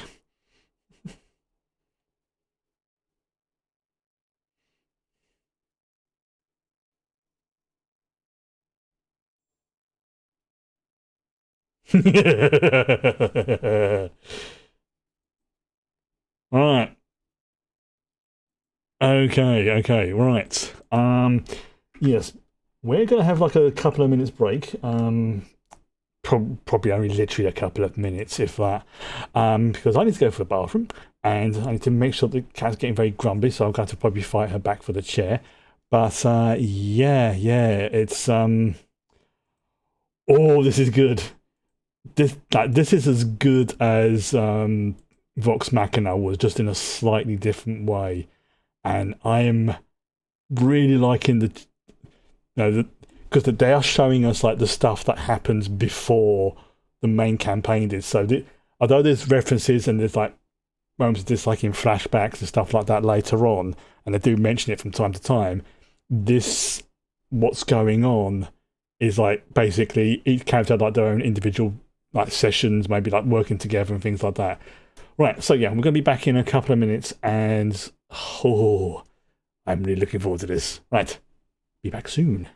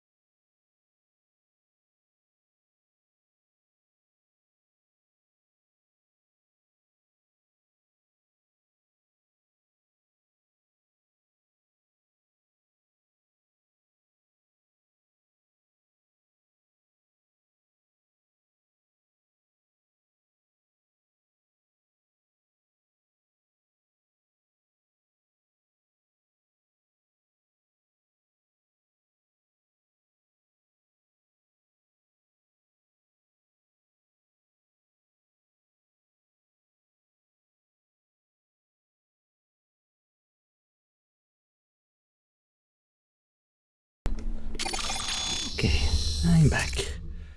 He's back. Even though there was another feline-based assassination attempt. Seriously, it's like...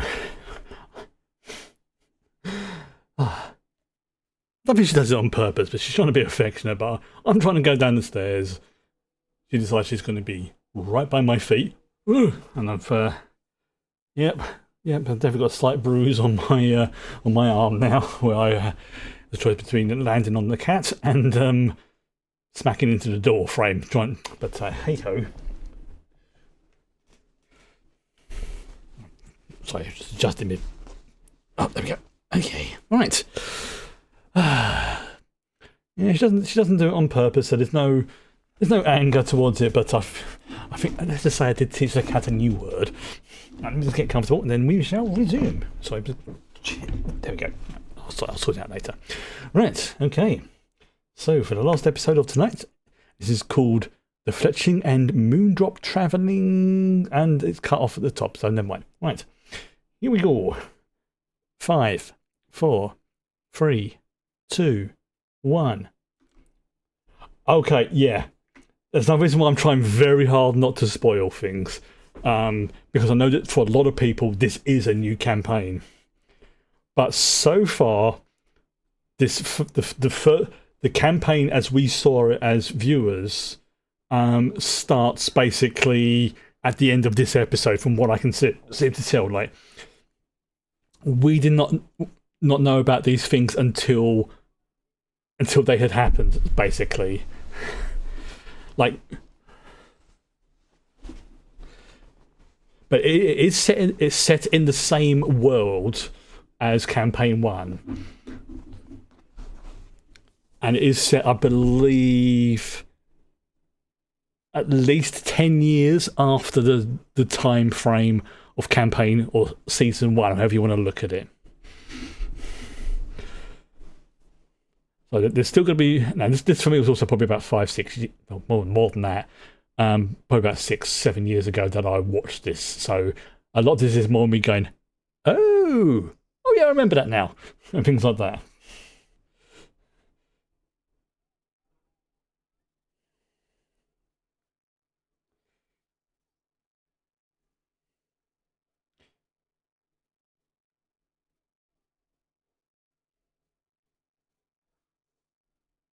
Oh.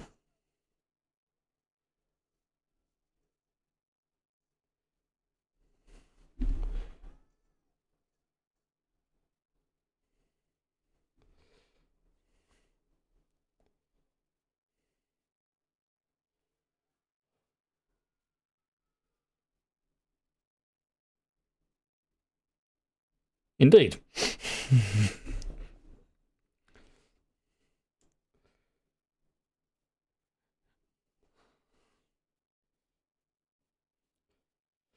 So, based on the characters you've seen so far, who's intrigued you, or who makes you think, oh, I'd like to know more about this particular person so far?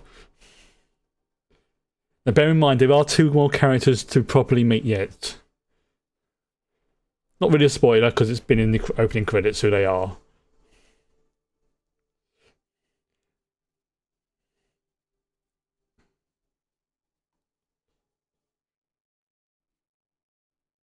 Yes. Also, in again, it's not really a spoiler, but the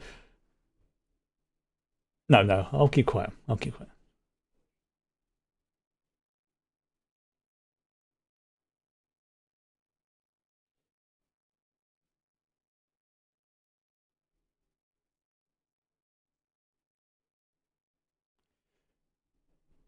Yep. Mock doesn't care. Yep.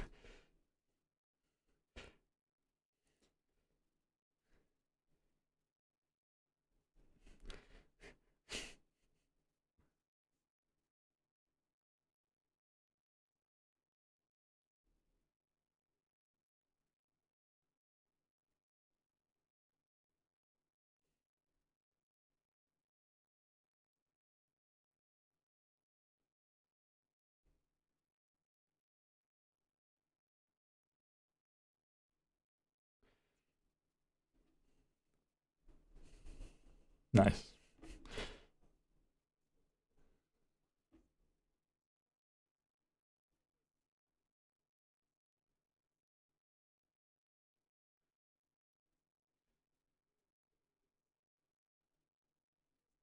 He just got laid, all right?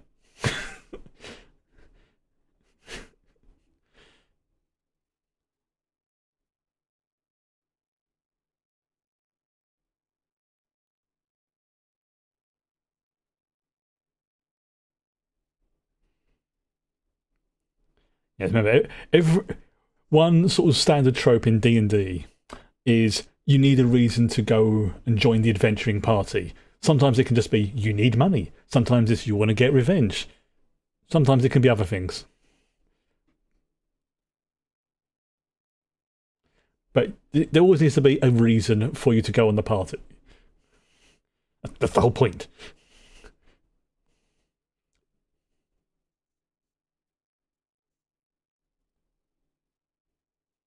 Yep.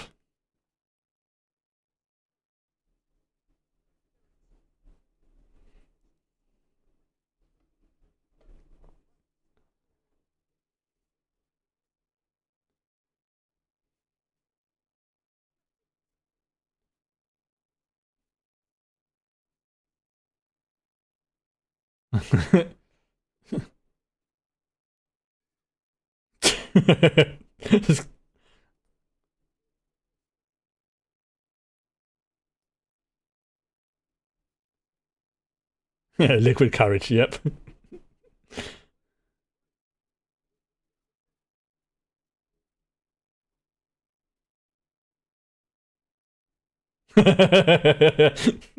That took me a second. If he can't keep his tent up, eh?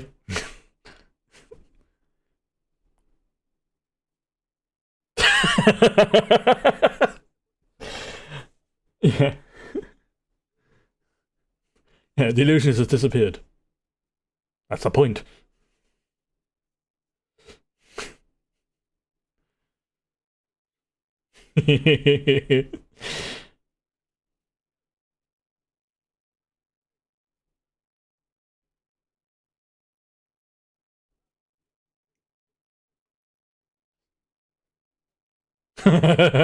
Oh yes, the thespian who's fallen on hard times.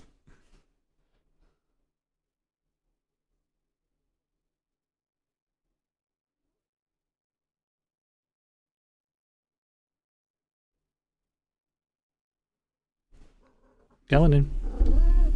Come on. There you go.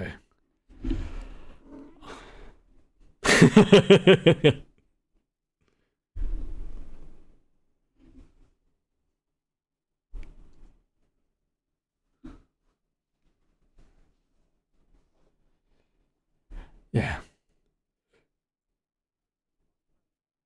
What I like is what the characters that the cast are playing. Right, stop it. No, stop. Stop messing around. Your last warning. Yeah, the characters that they're playing are so different from their previous characters, with the possible exception of Jester. But then again,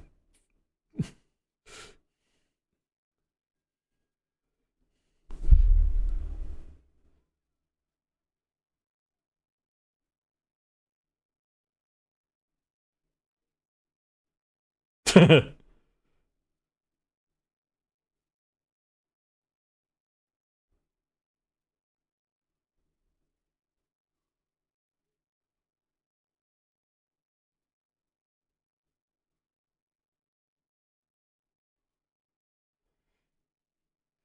actually, no, I might be slightly wrong. I think this is kind of where the campaign starts. I think it's around this point.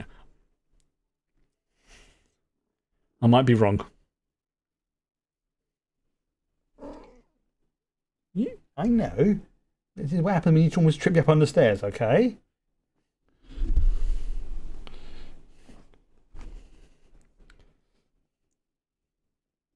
That's it. You just went cuddles, didn't you? All right.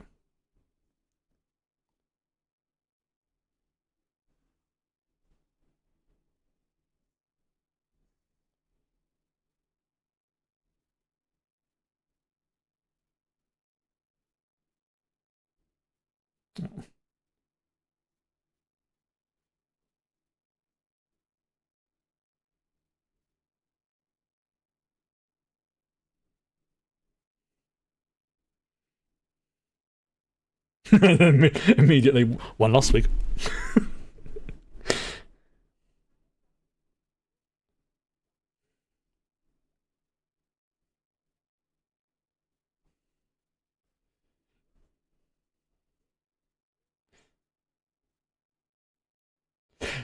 Yeah, I think this is where the campaign starts roughly because it's not an exact match though. But that was creepy.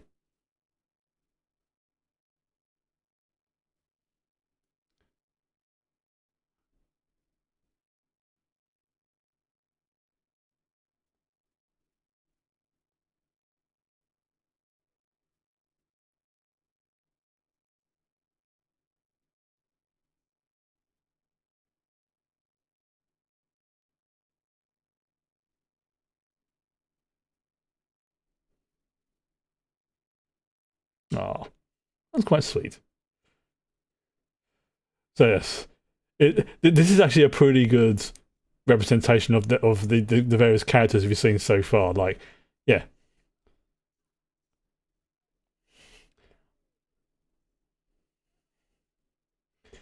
again, I won't say any more.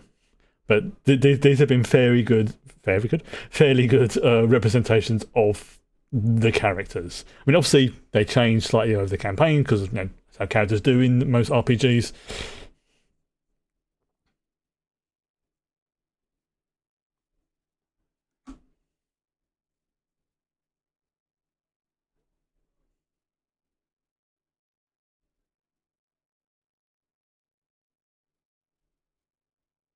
Oh, Kenku.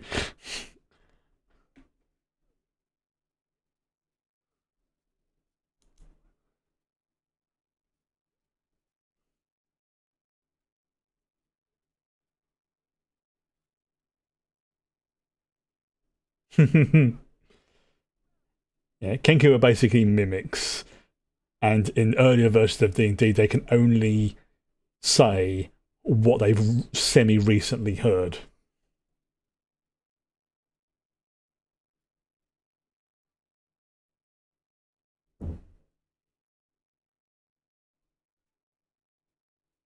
And the parents are going no, but the kids are going yes.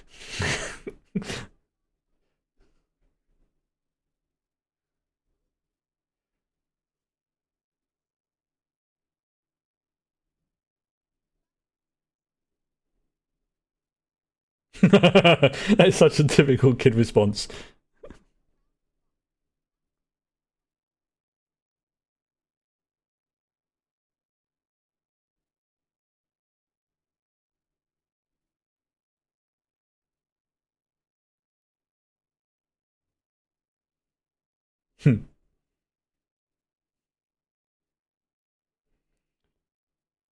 Yeah. So yeah, that's the same guy who played Percy in the last campaign.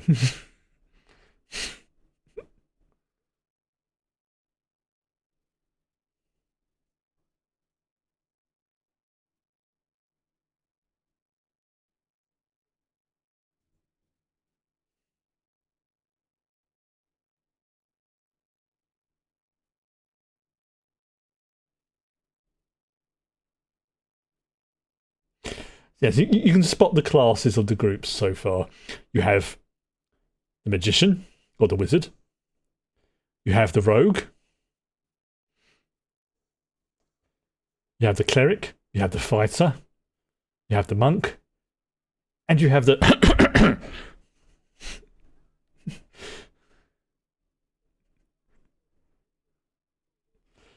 I coughed deliberately then. Oh, and there's another character as well, obviously, who we've sort of seen so far.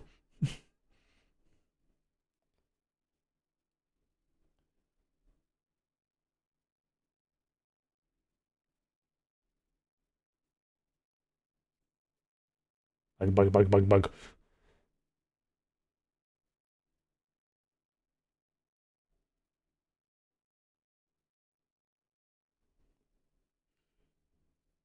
Yeah, I think that was the same one who beat the crap out of Bo earlier. At least it looked like it.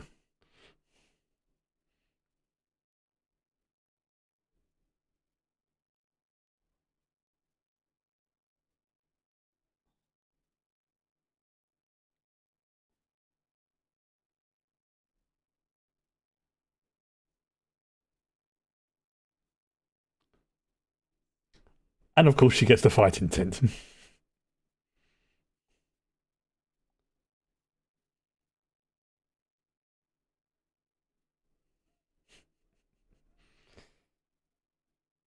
Again, I'm really digging the animation style. It's like,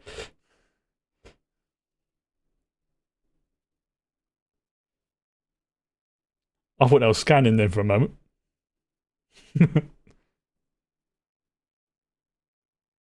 A French gnome.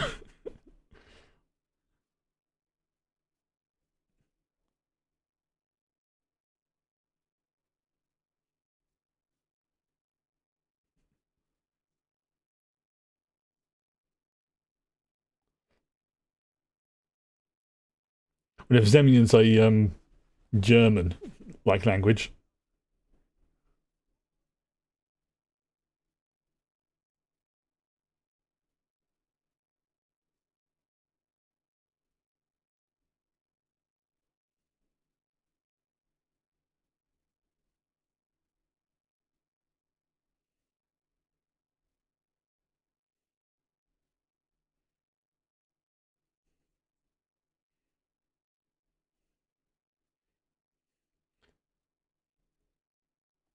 What is an interesting character? That's all I'll say.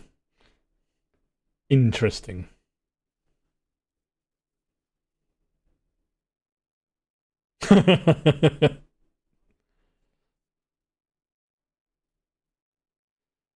No, Bo's a fan of fisticuffs.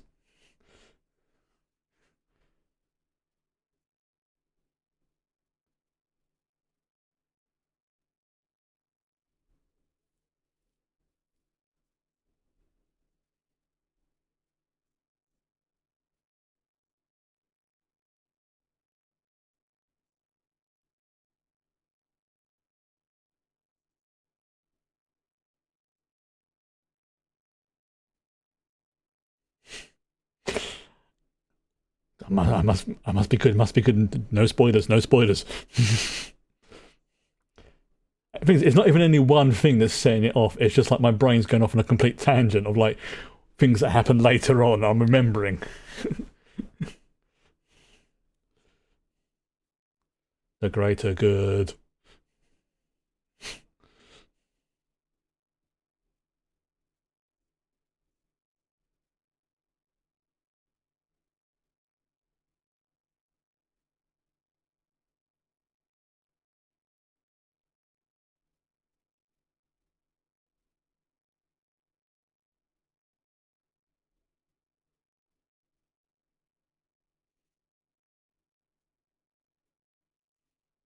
He's such an asshole. But what's what I'm looking for? No, he's not an asshole. He's just a bit of a well.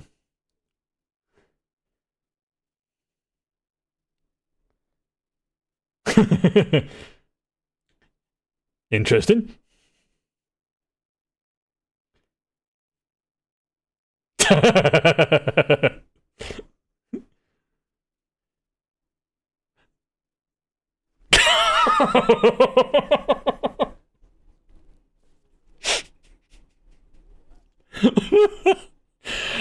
Oh, yeah. I think you can see why I like Jester Net. Oh, Heather. Yeah, that was Laura in the reflection. That was blatantly Laura.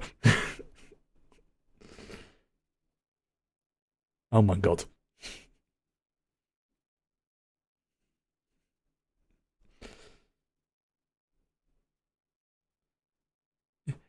No. I'm sorry. I mean, those are some pretty good magic mirrors. Oh.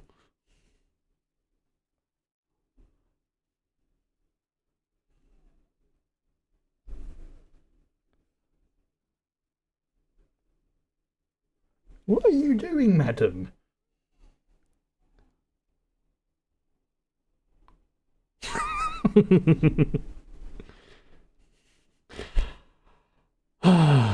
Of course, Jester's the one to look in the mirror to try and see if she's got. Yeah, you know what?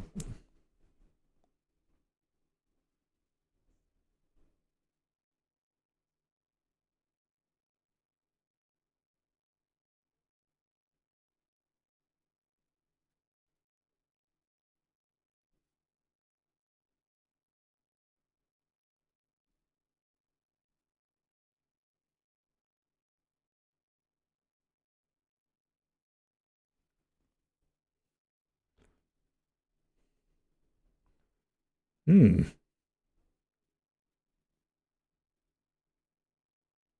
Probably because of that.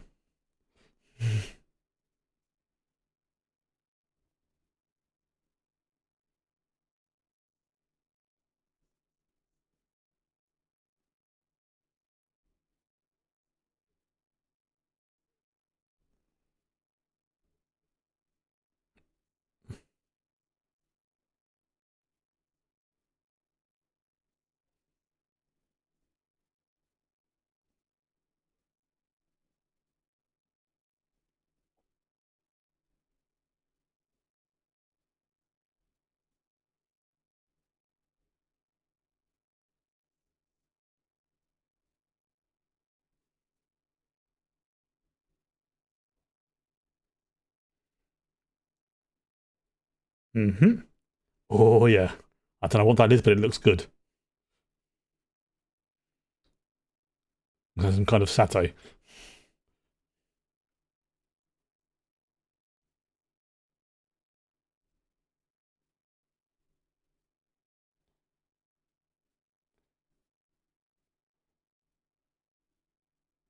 I mean, I'd take it. This one's a vegetarian, obviously.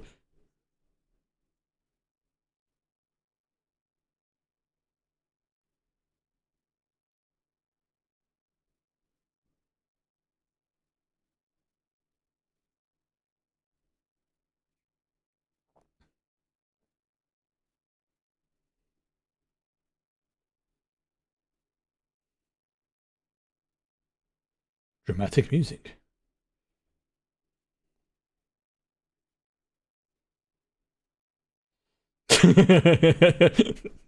like, face aggro attack.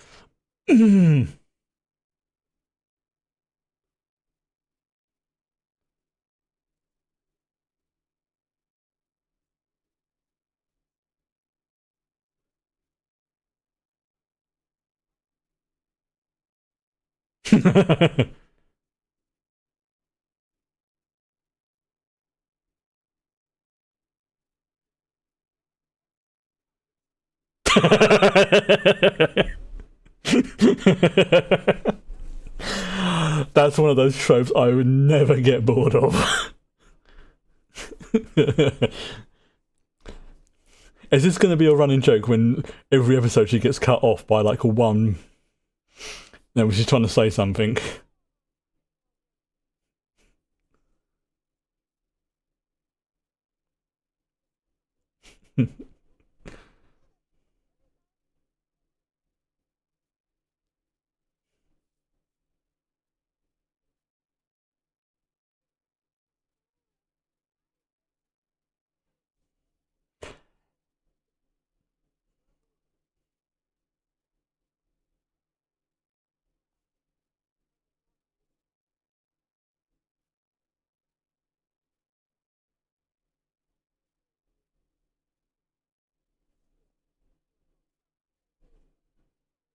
Yeah.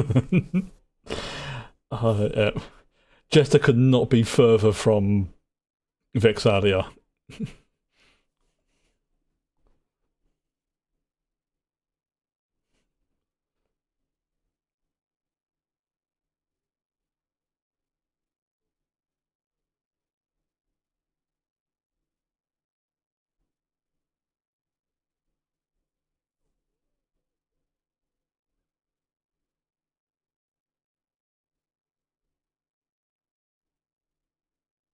Mm-hmm.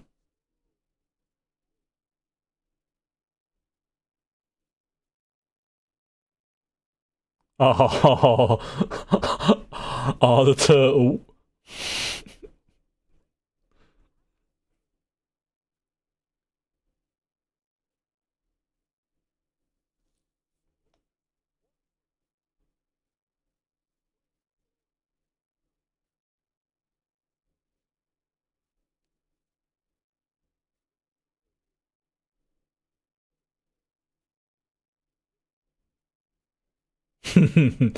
And again, remember, husband and wife.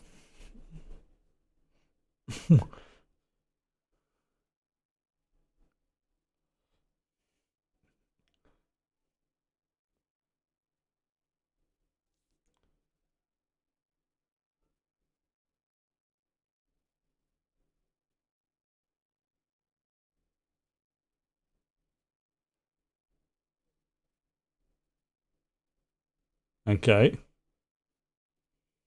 I'm just trying to remember something. Yeah.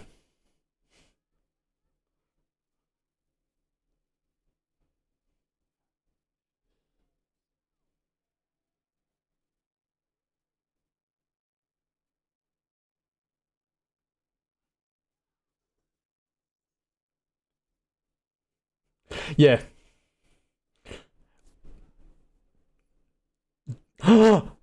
Drink it! Yeah. Officially, Jester is quite strong.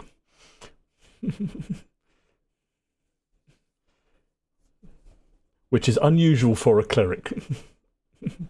like,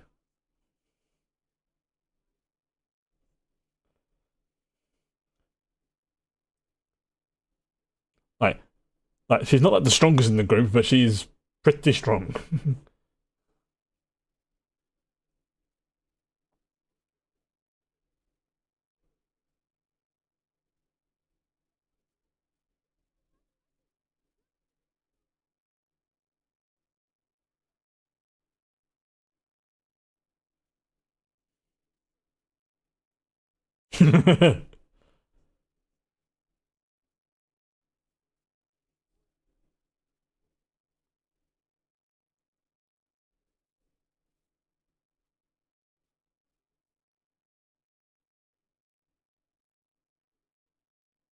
I don't know, Mod is just like, you know what? I've heard weirder stuff. Or at the very least, he's not openly mocking her.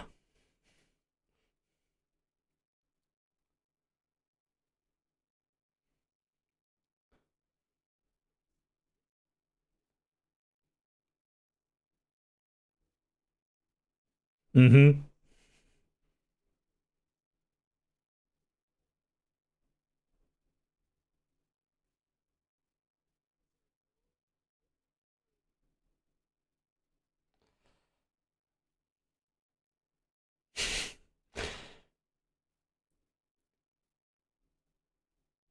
So he's definitely, well, Molly. Again, I'm not going to say what character class he is yet because he hasn't he hasn't revealed it, what he can do. But he does have a roguish carnival background, as you can tell.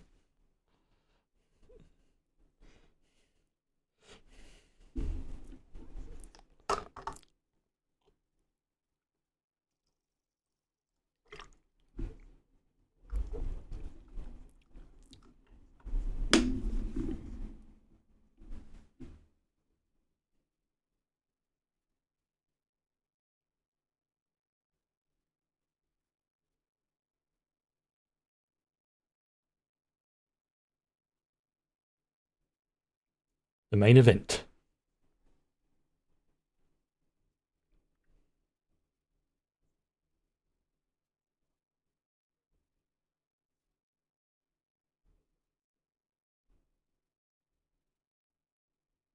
Ominous music.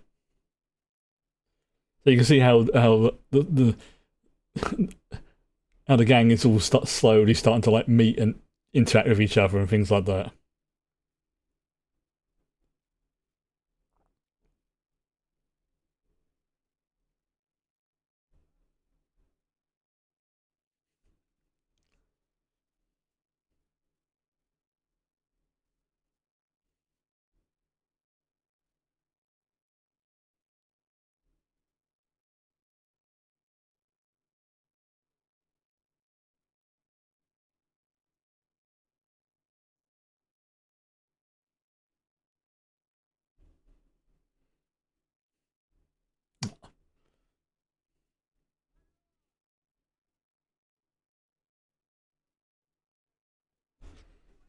There you go. That's a nice little touch.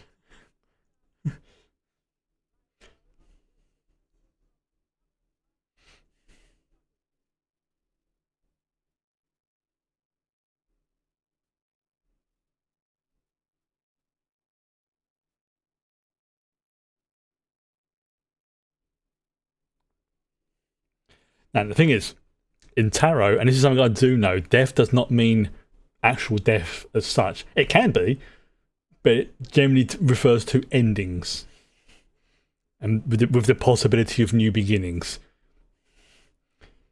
But yes, sometimes it can mean actual death because that, in a way, is an ending. That's one of the few. The nasty one is the Tower.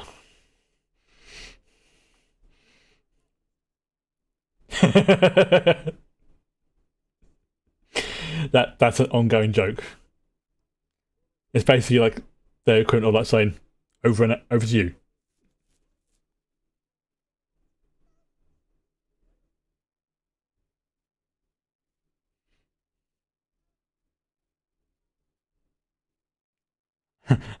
No, he's not.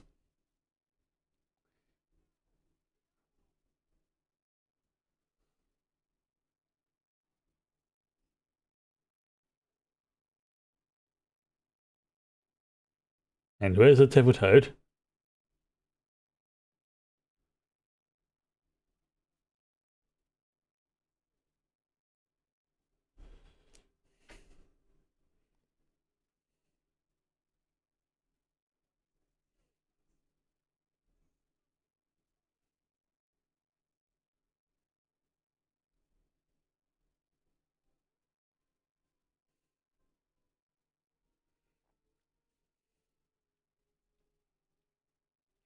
Yes, it's slightly different in terms of how the thing started, but not by a huge amount.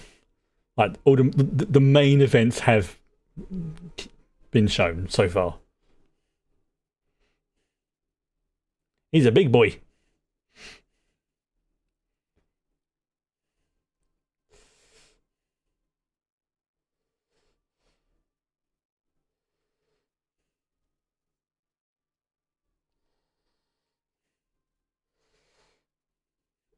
He's a very big boy.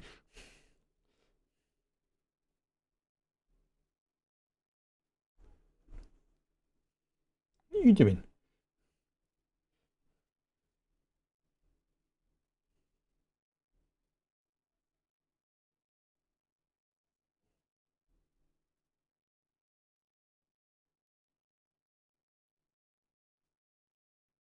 Okay, that is a really good sort of system. Like having not on watch. What's the one I'm looking for? Being a lookout.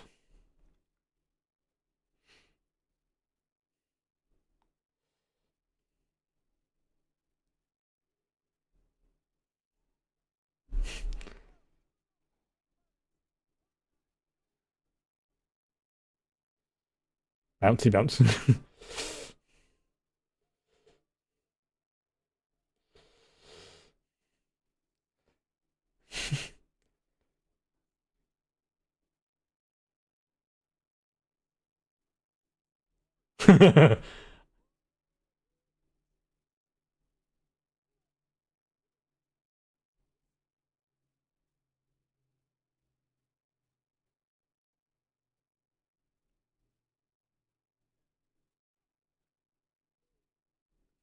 Yes, and of course it would be Jester.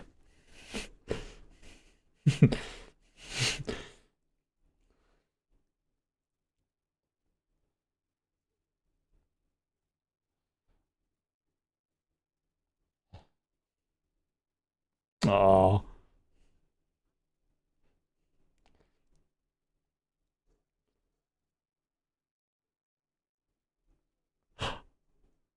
okay. I was not expecting Bodra.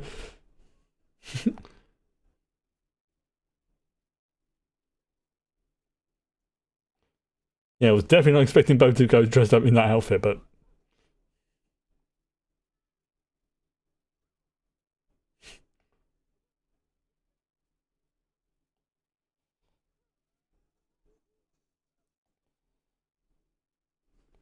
oops, that's a problem.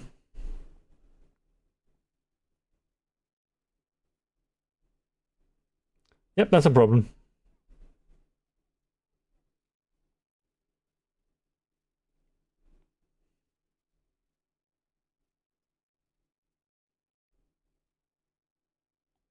Yeah, I don't know if I could do that myself.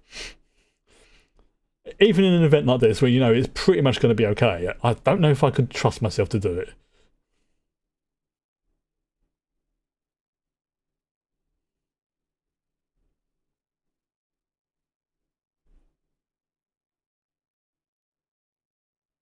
Yeah, this is probably not a good idea for this to happen.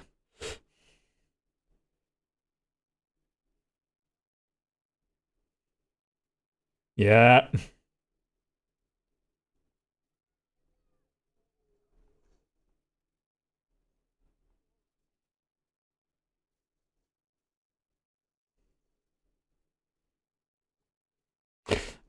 Yeah, this is not going to go well.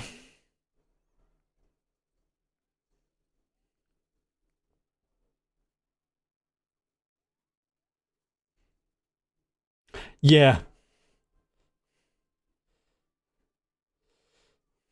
Yeah, I think Toady Boy is distracted by the food flying around.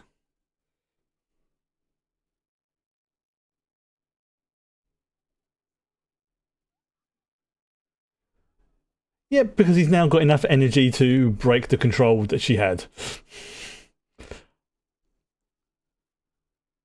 Yeah.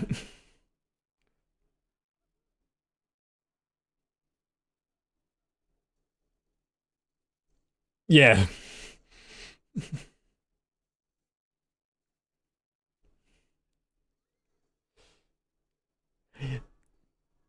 Yeah, this is basically where the campaign begins, this episode, yeah. Oops is an understatement. This is very, very bad.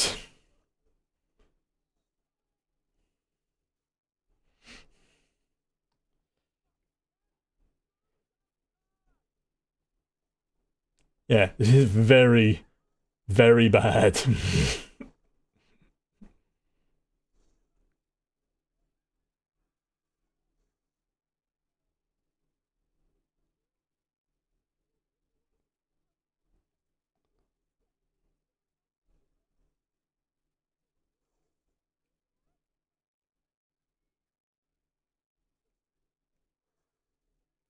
Yeah, this is basically a massacre.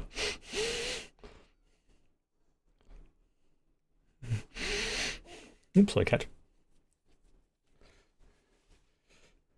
You promised to be a hero, Ford.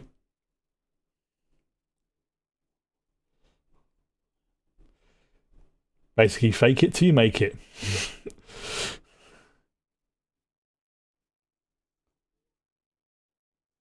Misty Step. Summoning the blade, yep. Now, if you know D&D,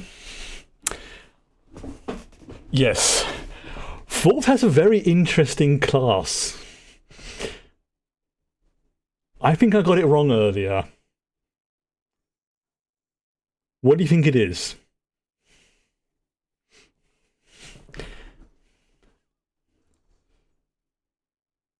Yeah, remember, Jester's very strong.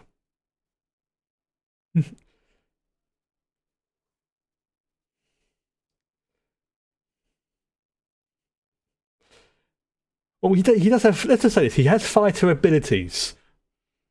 But I'm pretty sure he's not a fighter. Oh no, good stuff. Yeah, you saw it in the cards, Molly.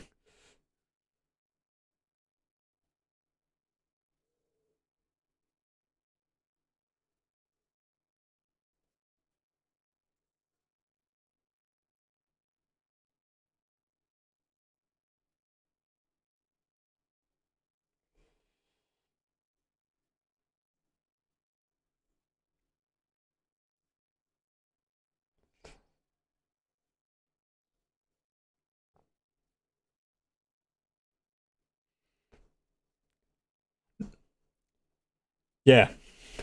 Molly's a very interesting character because I believe it was the class was created specifically for campaign 2.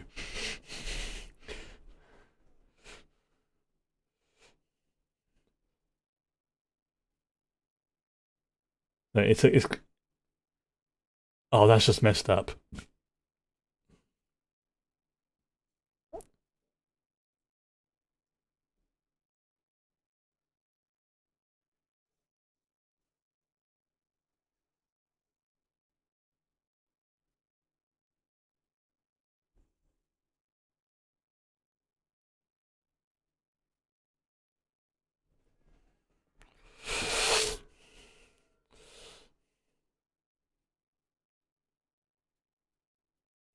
So seeing Bo in that outfit is just like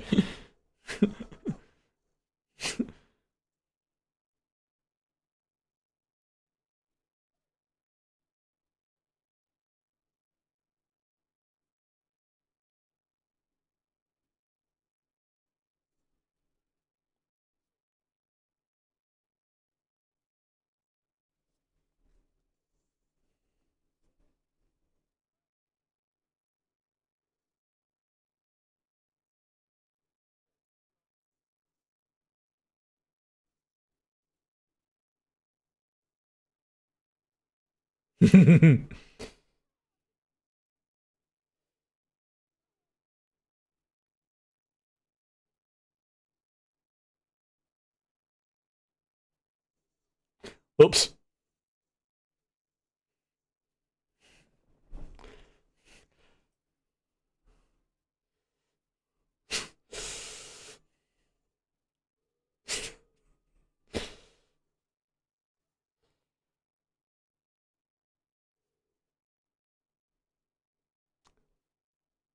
Yeah, that happened.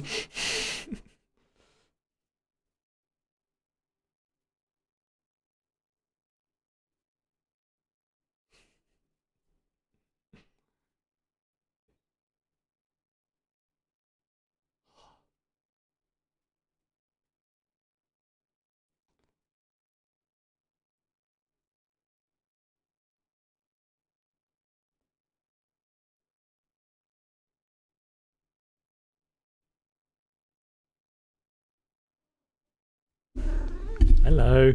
Yeah, that was that was a pickle.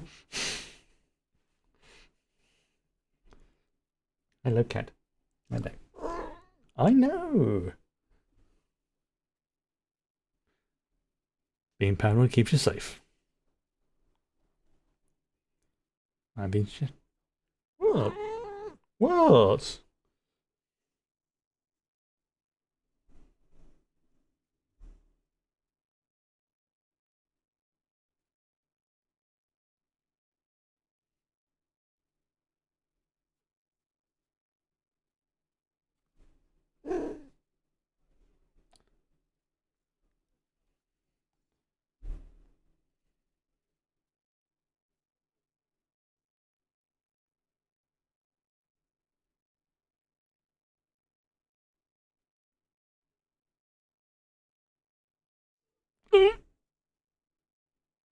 Yeah.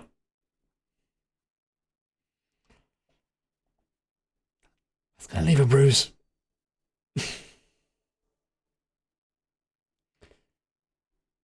Yeah. There we go. That's the start of